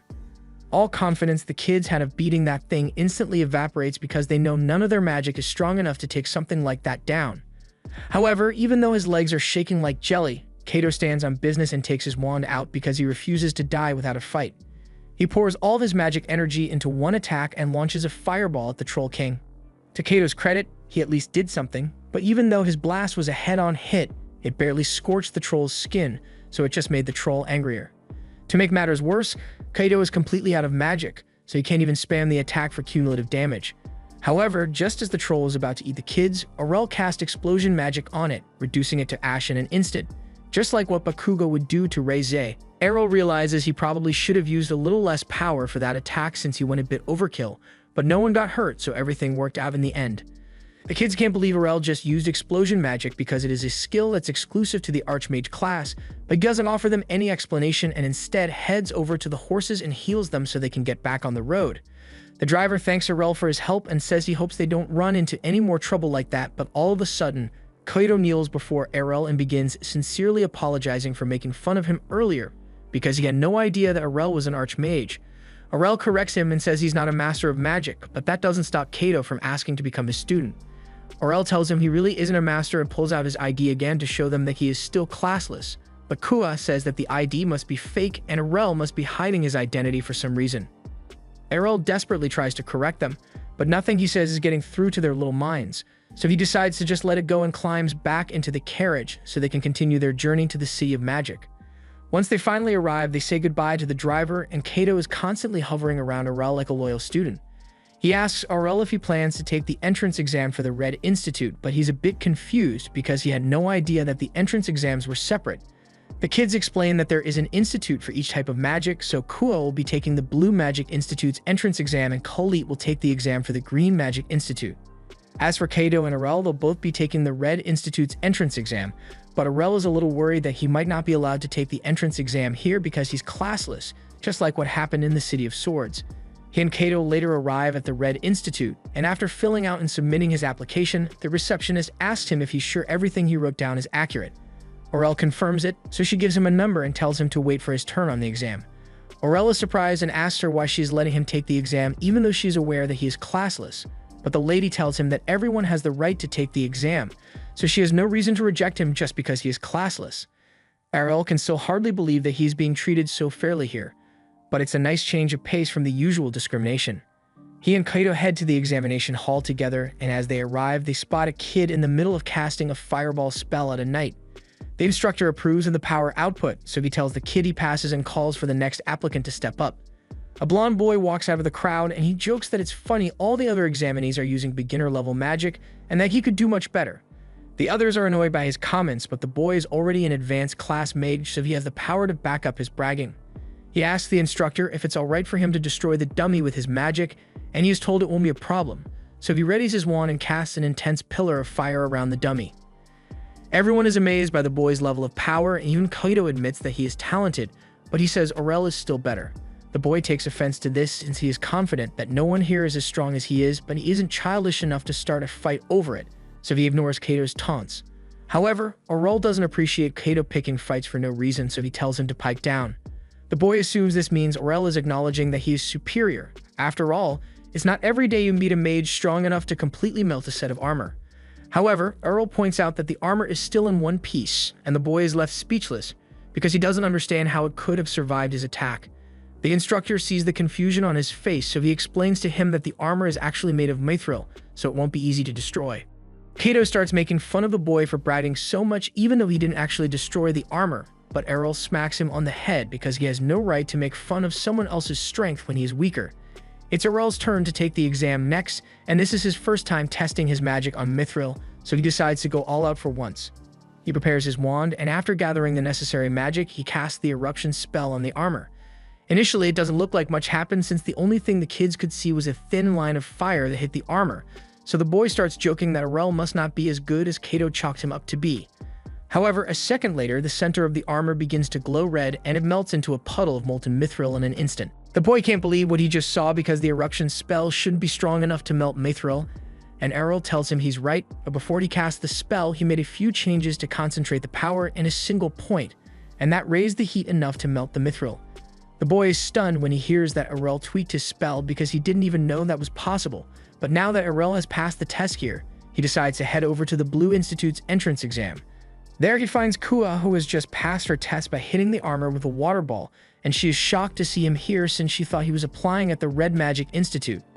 The instructor then calls for the next examinee, which happens to be Errol, so he steps up and casts a few dozen ice spikes, shattering the mithril armor in one go. He then turns and starts walking away because his next stop is the Green Institute. However, as he is walking up to the building, he notices Colette on the floor outside, so he goes over to ask her if something is wrong. She is surprised to see him here, but when he asks why she's crouched outside like this, she tells him that she's so nervous that she can't even bring herself to head inside and register for the exam. She's the kind of person who doesn't perform well when she's under pressure, and usually Kato and Kuo would help calm her nerves, but they aren't allowed to join her in the exam hall. She asks Errol what he usually does when he gets nervous, but in all honesty, Errol has never felt nervous before in his life. He asks Colette to explain what being nervous feels like, so she tells him that it's sort of like being afraid of failure, but Errol doesn't understand either since he has only been able to get this strong because he lets himself fail over and over during his training. The way he sees it, most failures in life won't result in your death, and this entrance exam isn't life-threatening as far as he knows, so there really shouldn't be a reason for Colette to be so scared. Colette is awestruck because she didn't think Errol would be so insightful, but that was really good advice. She thanks Errol for his help and tells him she's going to take the test after all, so they both head inside and register. Errol is called up first, and he is told to cast a wind spell to move the windmill, so he casts Tornado, but he unintentionally destroys it since he didn't realize it was made from regular wood. Everyone is amazed by his performance, and afterwards, the instructor calls on Colette to go up next, but she's getting nervous again because she can't do anything close to what Errol just pulled off. She starts thinking of backing out, but then she remembers Errol's words and decides to give it her best shot anyway. In the meantime, Errol leaves and heads over to the Yellow and White Institutes to take the exams, and once he's done with those, he heads over to the Black Institute, but this place seems really run down. As he is walking through the hall, he spots a cardboard box with a pair of eyes sticking out of it, and a second later, a woman comes over in a panic, asking him if he has seen her goo, so Errol points to the box on the floor, but he's starting to get freaked out. The woman runs over to the box and she is relieved to find Gooey in there, introducing it as the clay mirror she created recently with a bunch of random animals, and Errol really doesn't know what to say to that. Just then, a skeleton taps him on the shoulder and welcomes him to the Black Institute, but that triggers Errol's instincts, so he reflexively chops her head off.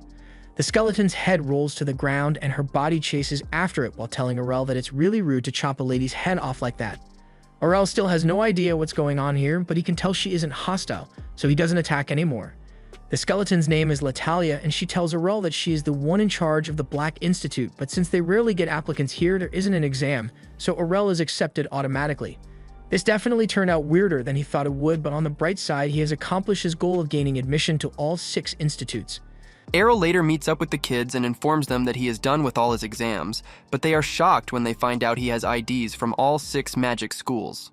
Kaito had no idea it was even possible to be accepted into more than one institute, but apparently, the 6 magic schools don't share student information with one another, so none of them know that Errol is multitasking. Besides, he made sure to fill out all the paperwork for admissions properly, and there were no rules stating that he can't attend more than one, so he doesn't think he should have any problems. However, when he takes a look at his class schedule, he realizes that he does have a problem since the schedules for the different classes all overlap, and there's no way he can be in 2 places at once. The kids all tell him this is why it's not possible to attend multiple institutes at once. But then Arel takes a closer look at the fine print, and he discovers that attendance only counts for 20% of his grade, so as long as he does well in the exams, he can just skip classes altogether without having to worry about his grade. It sounds like a good plan in theory, but the kids tell him he can't do that since none of the textbooks in the library are up to date, so if he wants to pass the exams, he's going to need to take note of what the instructors say in class. That puts a wrench in Errol's plans.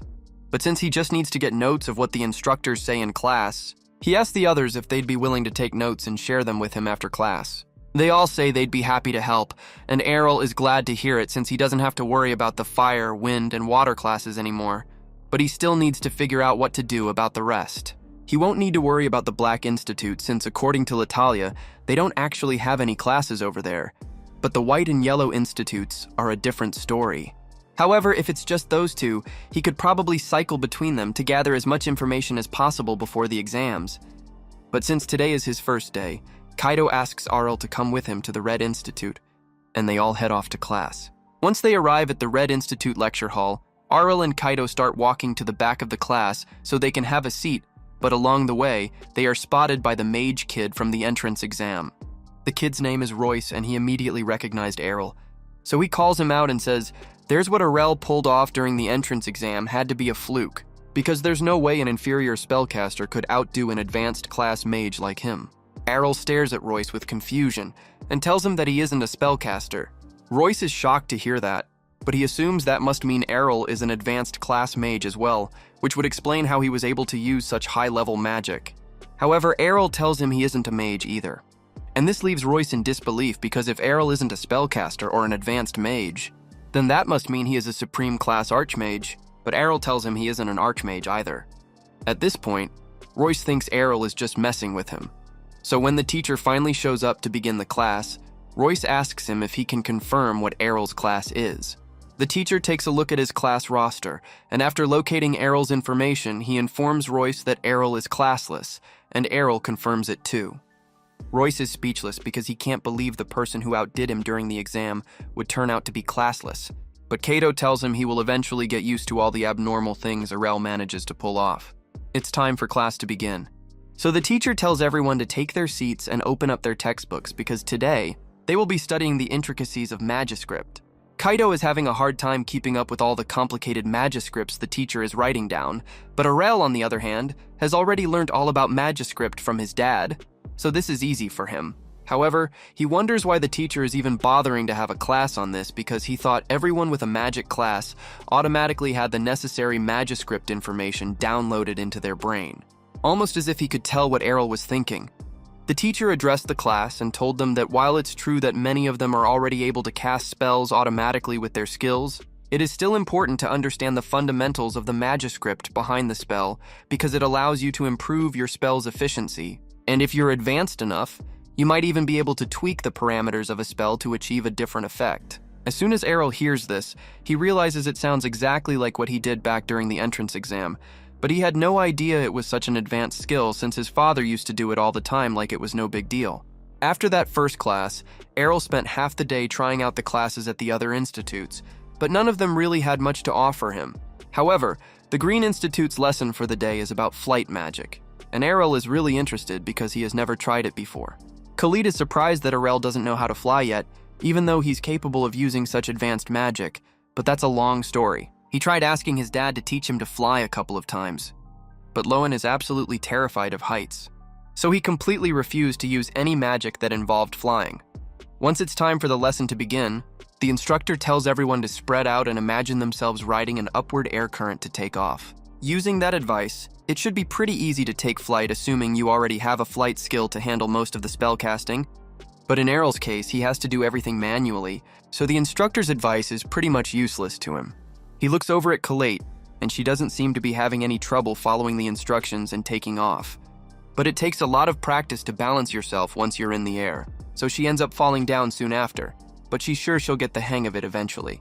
However, Ariel still needs to figure out how to get himself in the air in the first place. Since everyone else seems to be imagining an updraft to lift themselves into the air, Errol wonders if he can create the same effect by casting a tornado at his feet.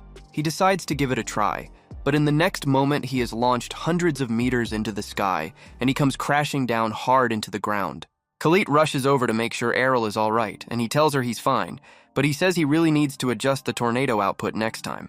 Just then, one of the other students comes over to show off how good he is at flying, and both Aril and Khalid are amazed by his level of skill. So he starts bragging that he has been training his flight skill ever since he became a spellcaster, and he hasn't lost a single race yet.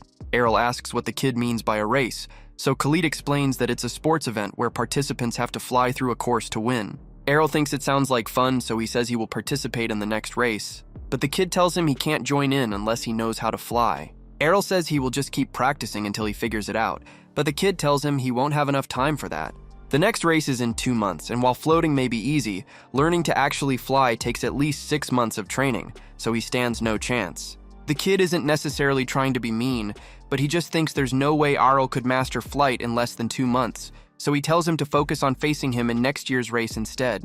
The kid then flies off, and Colette asks Arel if he is going to wait for next year's race after all, but he thinks 2 months is more than enough time for him to learn to fly.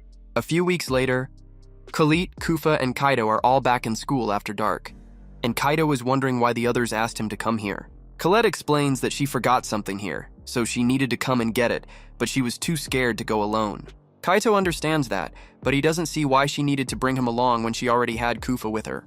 Colette says it was actually Kufa's idea to ask him to come along, and Kufa nervously says she just thought it would be a good idea to have Kaito here for extra protection, especially with all the rumors lately.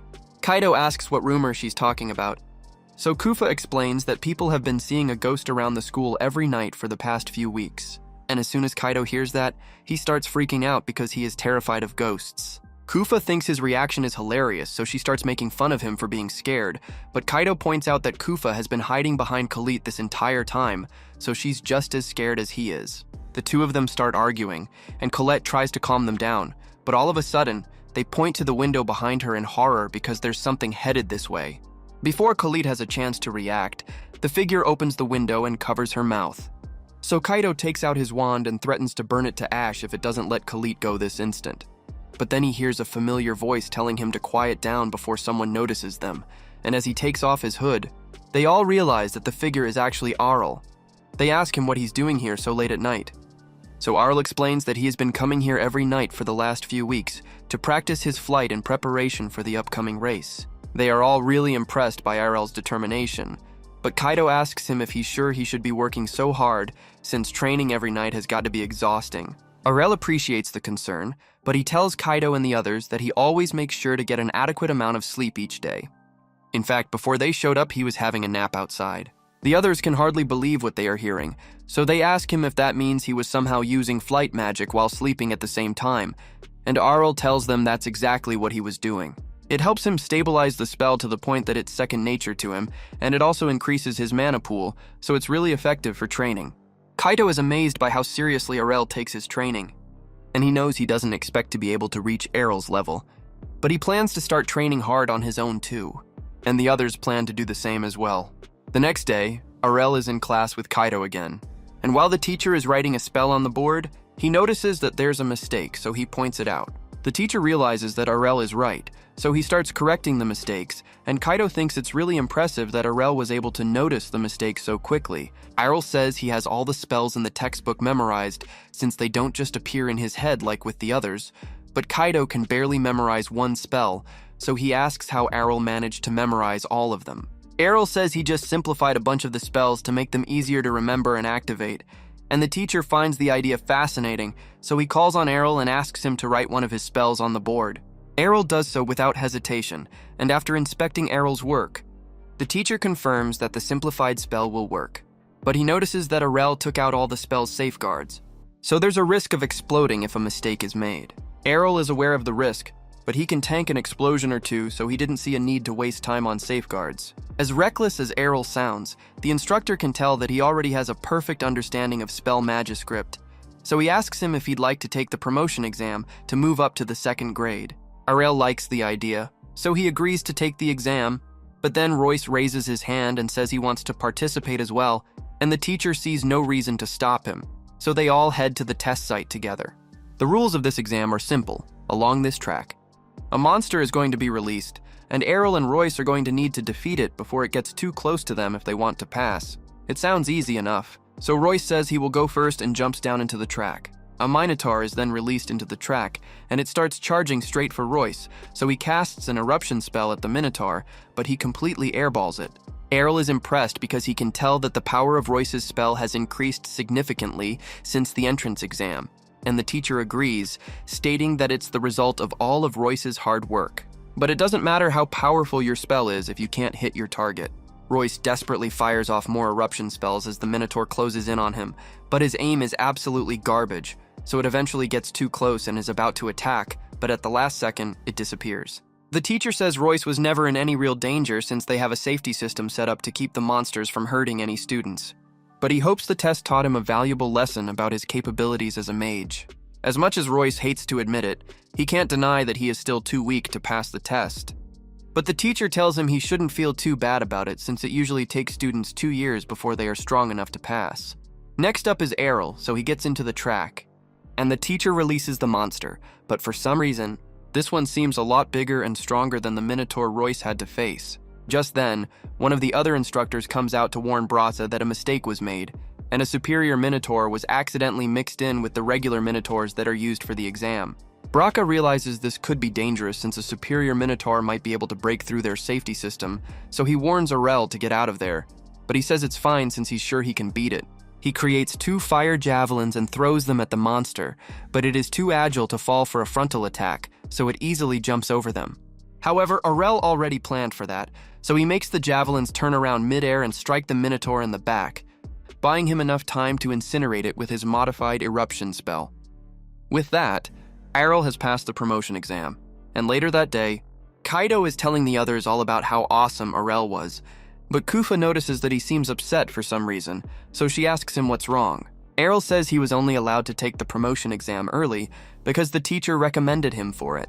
But that promotion only applies within the Red Institute, so now he needs to figure out a way to convince the teachers at the other schools to do the same. At the same time, Lena is still back at Errol's house learning from Farah, and she is dealing with the most anxiety-inducing part of cooking. Trying not to flinch after dropping food into a pan of hot oil. Back in the City of Magic, Errol heads to the Blue Institute so he can ask the instructor to let him take the promotion exam. She brushes Errol off and tells him the exam is only held once a year, but he points out that the rules say he's allowed to take it early as long as he gets a professor to recommend him for it. The instructor can't deny that, so she tells him she will consider recommending him for the exam, but only if he starts taking attendance seriously.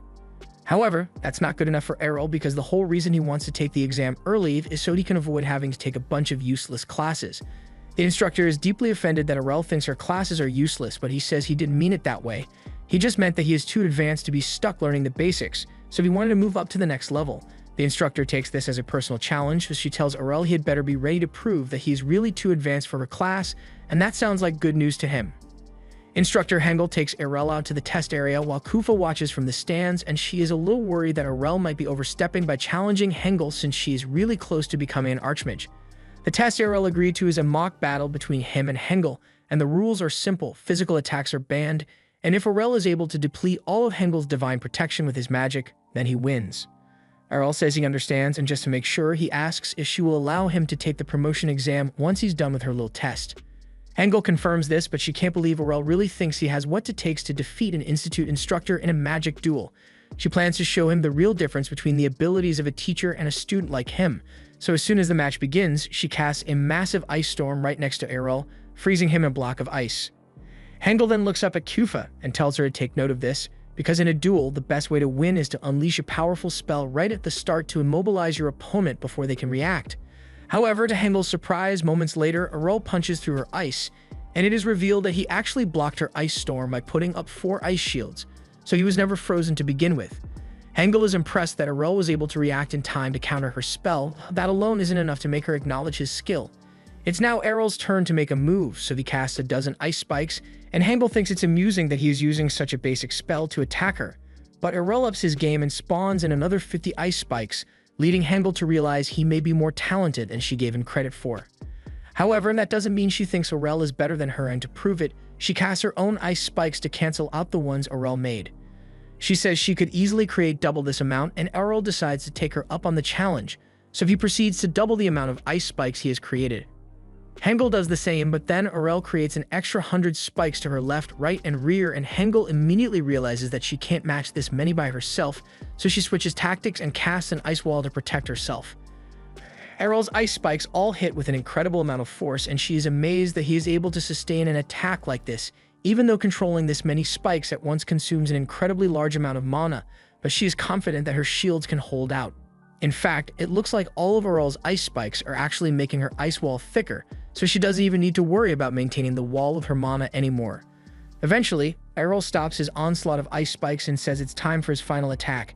Hengel thinks he must be delusional because there's no way he could break through such a thick ice wall, but Aurel tells her he intentionally used his ice to thicken her walls, and she may not have noticed, but there's nothing protecting her from aerial attacks right now. Aurel immediately conjures an icicle lance from above, and Hengel is dumbfounded because she didn't think he would still have the mana to cast another spell so soon. She frantically looks for a way to dodge the attack, but she is completely boxed in, so her only choice right now is to try to block the top with an ice shield. But the power of Aurel's spell is too much for her to handle, and she is eventually overwhelmed. Later that day, Aurel meets up with the others, so Kufa tells them all about his battle with Hengel, and since he proved his strength against her, Hengel told him he could just skip the exam and go straight to the 2nd grade. That takes care of his Blue Institute promotion, so next he decides to head to the Green Institute to make the same request, but the instructor there tells him there's nothing she can do. Aurel asks why, since the other institutes allowed an early promotion exam as long as an instructor recommended him, but she tells Aurel that not all institutes share the same rules, and over here they are very strict about procedure when it comes to promotion exams. But that said, she did find a record of the headmaster personally giving permission to skip a grade to exceptional students, and Aurel thinks this might be his chance, but the instructor tells him he had better not be thinking of going to bother the headmaster right now because he's very busy and doesn't have time to meet with individual students. And if Aurel were to interrupt him while he's in the middle of important school business, that could be grounds for expulsion. Aurel really doesn't want to risk that. As far as he can tell, getting in contact with the headmaster is the only way he can get a promotion. He asks the instructor if it would make a difference if he demonstrated his wind magic skills right now, but she tells him that's also against the rules, so he's out of luck. Just then, Colette speaks up and says she has an idea because the flight race is coming up soon, and it's a tradition for the winner of the race to receive commendations from the headmaster of the school. That means if Aurel is able to win the race, he will have proved himself to the headmaster, and that might be enough to get him the promotion he wants. The instructor admits that Khalid's plan might work, but the flight race has over 300 participants each year, so there's no guarantee that Aurel will come out on top. However, he is certain that he will be able to win because he has put a lot of work into his flight magic. On the day of the race, Aurel steps out onto the course with the others cheering for him from the sidelines, but a moment later, that kid who challenged Aurel to a race a few months back shows up. His name is Skeek, and he says he's going to win the race easily, but Aurel says he plans to win the race instead, and Skeek is offended that someone who could barely get off the ground weeks ago thinks he can beat him in the race. He tells Aurel he has been practicing flight a lot longer than anyone else here, so there's no chance that Aurel will win. Just then, the announcer, Grid, gets everyone's attention and tells them the flight race is about to begin. The course starts here at the Green Institute, heads out the front gate of the Magic City, then circles around the perimeter of the city before returning here. And the headmaster is in attendance today, so everyone had better give it their all if they want to impress him. Though the headmaster adds that they should still keep their safety in mind since he doesn't want anyone getting hurt. They also have instructor Dumble here for live commentary on the events of the race, and all the girls really seem to like him. Kaito reminds them that Dumble is a married man, and he's also 20 years older than them, but they don't seem to care. As the race begins, all the participants take off into the sky at once, and everyone seems to be doing their best to take the lead. But then there's Marco, who somehow manages to crash into the audience stand.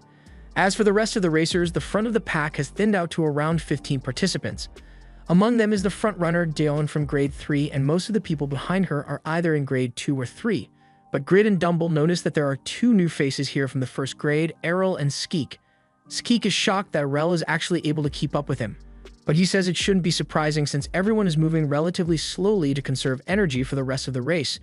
A little while later, Grid announces that the first major hurdle of the race is coming up, where the students will have to squeeze through the front gate and then make a sharp turn to the left. It may seem simple, but two of the participants have already failed the turn because they failed the maneuver. Skeek is coming up on the turn as well, and doesn't want to make the same mistake as the others, so he makes sure to line himself up with the center of the gate, and once he makes it through, he drifts himself mid-air to make the turn while the other two go crashing into the water as well. Skeek is really proud of himself because he's sure Aurel wouldn't be able to pull off a move like that with only a few months of training, but to his surprise, Aurel is still right behind him. The pack of frontrunners has thinned out even more, and Daeon decides to make her lead even more pronounced, so she starts speeding up, leaving everyone else in the dust. But Grid and Dumble are surprised to see that a pair of first graders are actually managing to keep up with her. Daeon is just as surprised since this is the first time this has happened, and Skeet proudly announces that she better get used to second place because he's going to be the winner of this race. Daeon is happy to accept the challenge, but since Skeek is so sure he's going to win, then he won't mind if she kicks things up a notch. Daeon then proceeds to speed up, and Skeek is in disbelief because he had no idea she wasn't going at max speed already. He tries to keep pace with her, but before long she is already out of sight, and Skeek doesn't have the energy to speed up anymore. So as much as he hates to admit it, there's no way he can win the race now. Grid and Dumble notice that Skeek isn't speeding up anymore, meaning he must have hit his limit, but considering the fact that he's still only a first grader, he is sure to become even better in the years to come. But that aside, it looks like Daeon still has some competition because Aurel is caught up and he is close to passing her. Daeon refuses to let him take her first place spot, so she starts going at max speed to shake him off. Aurel only started learning flight magic 2 months ago, so as things stand, this is the fastest he can go, but he needs to do something to keep up with Daeon, so he decides to use his secret weapon. He compresses air beneath his feet and then proceeds to give himself a massive boost in speed, leaving everyone shocked because they've never seen him move like this before. Even Grid is speechless, but Dumble pays close attention and realizes Aurel is basically jumping on the air. Grid asks him how something like that is even possible because it doesn't make sense to him. Wind magic can allow you to compress the air beneath your feet to make a solid platform, but the boost from that alone would be negligible, so for Aurel to be getting such a large boost, his legs must be insanely strong. Aurel continues to keep pace with Daeon's max speed, but they are quickly approaching the city gate again, and in order to make the sharp turn, they are going to need to slow down if they don't want to crash. Daeon tries to outlast Aurel, but she is eventually forced to slow down because she knows she won't be able to make the turn at this speed. However, Aurel on the other hand keeps going, and right as he gets to the turn, he punches the air to redirect himself. From there, he maintains his first place lead all the way to the finish line, and with this, he is officially crowned the winner of the flight race. After landing, Daeon comes over to congratulate Aurel on his victory since she can tell he put a lot of work into preparing for this, and a few moments later, Skeet crosses the finish line, earning himself third place, but he is unbelievably exhausted right now. Later on, Aurel is approached by the headmaster who presents him with his flight certificate and medal for coming in first place, but before he leaves, Aurel says he has a favor to ask. He says he wants to be promoted to the second grade, and since he has already proven his excellent wind magic capabilities in the race, the headmaster grants him the promotion. Now, Aurel is officially in the second grade of the Red, Blue, and Red Institutes, but he still needs to find a way to get promoted in the other 3 schools. Next, Aurel heads to the Yellow Magic Institute to try the promotion exam, but to his disappointment, he finds out that the registration period for the assembly has passed, and without officially registering, he can't get the promotion. He can't believe he missed the deadline, and when he asks when the next assembly will be taking place, he is told that he will have to wait a few months, but that's way too long for him. He asks the woman if there's any way she can make an exception and let him join the current assembly since he went through all the trouble of creating a new golem for it, but there are strict rules about this kind of thing. However, just then, a man happens to be passing by, and when he hears Aurel mention that he created a new type of golem, he becomes interested and offers to register Aurel as his assistant, which will allow him to participate in the current assembly, and Aurel eagerly accepts since it's the perfect solution to his problem. However, when he turns back to the receptionist, she tells Aurel she can't believe he agreed to be Rogwell's assistant. He asks if there's something wrong with Rogwell, and it's not like he's a bad person, but he is the best instructor when it comes to golem controlling, and he often goes all out against his students, crushing them completely. And he's kind of a jerk about it too, which is why no one wanted to be his assistant for this assembly. But even though that does sound like it could be a hassle to deal with, as long as being Rogwell's assistant allows him to participate in the current assembly, Aurel is fine with it. The day of the assembly arrives soon after, and after many brilliant presentations, it is finally Rogwell and Aurel's turn to make a presentation, and Rogwell announces that he will be demonstrating the might of his golems today. All the students in the crowd know that means he plans to crush another student in a mock battle, and they feel bad for the poor sucker who got roped into being his assistant. Rogwell summons his battle golems and tells Aurel to do the same, so he obliges and calls for Alpha to come out. Just then, the battle golem Aurel created walks out into the arena, and everyone is surprised since they have never seen a golem made out of metal before. Rogwell is especially skeptical since metal is too heavy to be controlled by earth magic, so he assumes Aurel must have hidden someone in there. When he takes the golem's head off, he discovers that the body really is empty, and the metal just happens to be really light. Aurel mentions that he alchemized the metal himself, and Rogwell takes that to mean he sacrificed sturdiness to make it light enough to control, and if that's the case, then it will never hold out against his earth golems. He orders the first golem to charge at Alpha, and he was expecting Alpha to fall apart after a single punch, but to his surprise, not only did Alpha block the punch, but in the aftermath, the arm of Rogwell's golem completely crumbles to dust, leaving everyone in utter shock. Rogwell can't believe Alpha was really able to withstand a hit from his golem, but losing an arm is no big deal because with his expensive mana pool, he can regenerate and reinforce his golems as much as he wants, so he orders all of them to jump Errol's golem at the same time. Errol realizes it will be difficult to counter 4 golems at once, so he decides to use the special feature he built into Alpha and pulls 2 swords out of her back. Rogwell can see what Aurel is trying to do, but he thinks it's a dumb move since golems are nowhere near flexible enough to use swords effectively in combat. However, in the next moment, Alpha dashes past all his golems, slicing them to pieces in an instant. With this, Aurel is officially the winner of this mock battle, but Rogwell doesn't understand how this could possibly happen. Errol helps him back to his feet and explains that he intentionally designed the golem with lightweight alchemized metal and flexible joints to make it possible for it to perform complex movement without difficulty, and combining that with Errol's existing knowledge of swordsmanship, it was easy to have it perform sword techniques. Rogwell admits that Errol's golem is without a doubt better than his own, and Errol asks if that means he is allowed to take the promotion exam now, but Rogwell tells him that instructors' assistants aren't actually considered for the early promotion. However, if Aurel is willing to join his research team in the meantime, then Rogwell promises to put in a good word for him with the headmaster. Aurel is fine with that as long as it gets him promoted to the next grade, and since he's done here, he then heads to the White School and asks to take the promotion exam.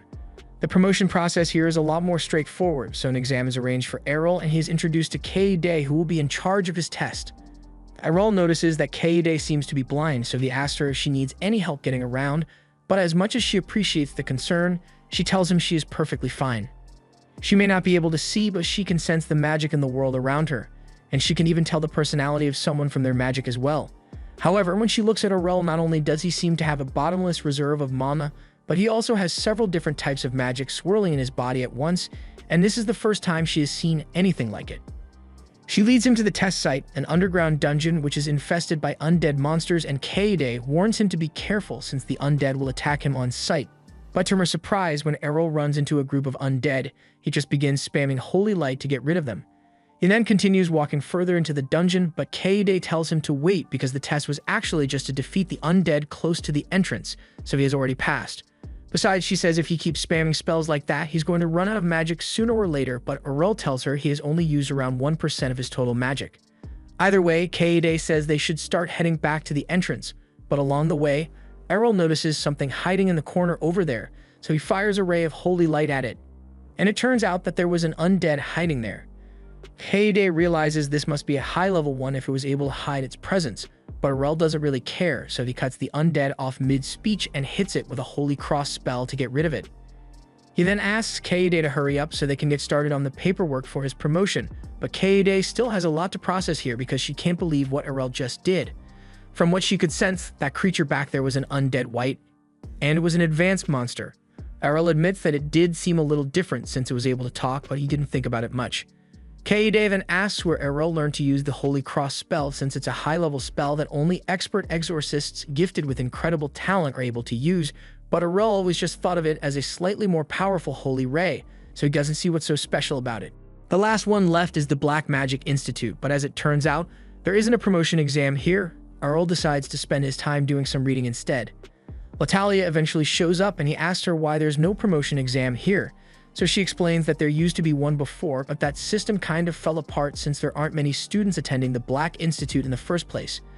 Errol admits that there are barely any students in here as he looks around the room, but then he notices the big room over there and he has been curious about it for a while now, so he asks Latalia what it's for.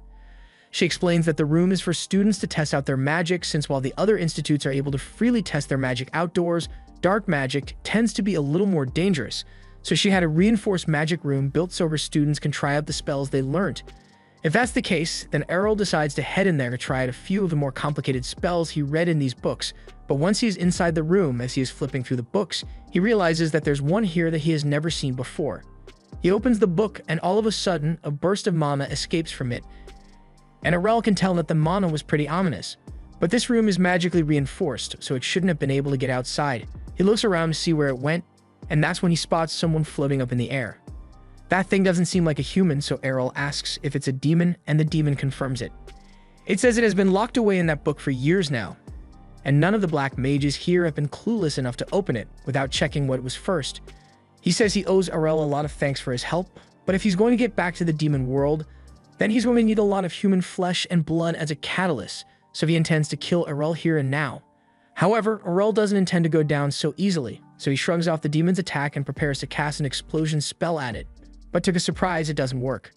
The demon laughs and tells Errol that he already set up an anti-magic barrier in here, so no spells can be used in here, but that's not going to stop Errol.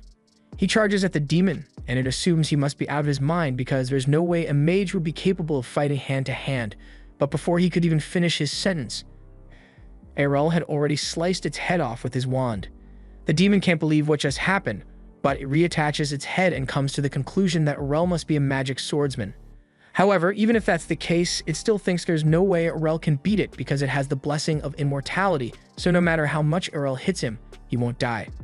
That certainly makes dealing with the demon troublesome, but Errol recalls that demons use mana to maintain their physical forms, and even with immortality, taking damage over and over is bound to drain the demon's mana reserves, so he decides to just spam attack him until he gives up. At first, the demon tells Errol his attacks are pointless, but eventually he notices that his body is shrinking, and his tone suddenly changes as he now realizes he isn't as invincible as he thought he was. After a few hours of being beaten by Errol, the demon has now been reduced to action figure size, and he is begging Errol to have mercy on him, because if he shrinks any smaller than this, he might actually disappear altogether. Errol decides that he has tormented the demon enough for one day, so he agrees to let it go, but not before putting a seal of servitude in its chest. The demon immediately begins protesting because it doesn't want to serve a lowly human, but the seal is already active, and it inflicts intense pain every time the demon tries to rebel against Errol, so he has no choice but to obey him. 6 months later, the headmasters of all 6 schools are having a meeting to discuss the new budget for the upcoming year, but the headmaster of the Black Institute gets up in a rage because he doesn't think it's fair that his budget is being cut by 60% since he won't be able to do any proper research with an amount like that. However, the representative tells Blag that his institute has failed to produce any meaningful results that contribute to the Magic City, so it's natural that his budget is being cut. All the other headmasters start making fun of Blag and call him a weirdo for dedicating so much time to black magic. The headmaster of the White Institute even tries to convince the city representative to consider banning black magic altogether, but the rep says he has no intention of doing that. He's simply here so they can proceed with budget allocation, so he asks if there are any more objections, but everyone seems to be in agreement, so he says the budget will be finalized following the results of the magic tournament. All the headmasters get up to leave, but Blag is still frozen in place because he can't believe his institute's budget is being cut by so much. The rep tells him that glaring isn't going to solve his problem, and if he really wants to increase his institute's budget, then he needs to prove the value of black magic during the magic tournament. In fact, if the Black Institute manages to win, he promises not to cut the Black Institute's budget at all, but that's only if the Magic Institute can win. That same day, Errol and his friends are walking through the streets, and he wonders why everyone is putting up so many decorations. Kufa can't believe Errol hasn't heard of the festival yet when it's one of the biggest events held in the Magic City. Errol never really paid much attention to festivities like this, but he has heard of the Institute Tournament, which is the festival's main event. In fact, all the headmasters have asked him to participate in the rookie segment, but he hasn't decided which school he wants to represent yet, so he will be meeting with them tomorrow morning to discuss it. Meanwhile, that night, in a desperate attempt to secure victory for himself in the tournament, Blag spends a lot of time creating a magic circle that connects to the demon realm, and from it, he summons a high-level demon known as Gluttony. He intends to use it to prove how useful black magic is, but all of a sudden, the slime betrays and swallows him whole. This was the end of episode 10. Subscribe to not miss the next part.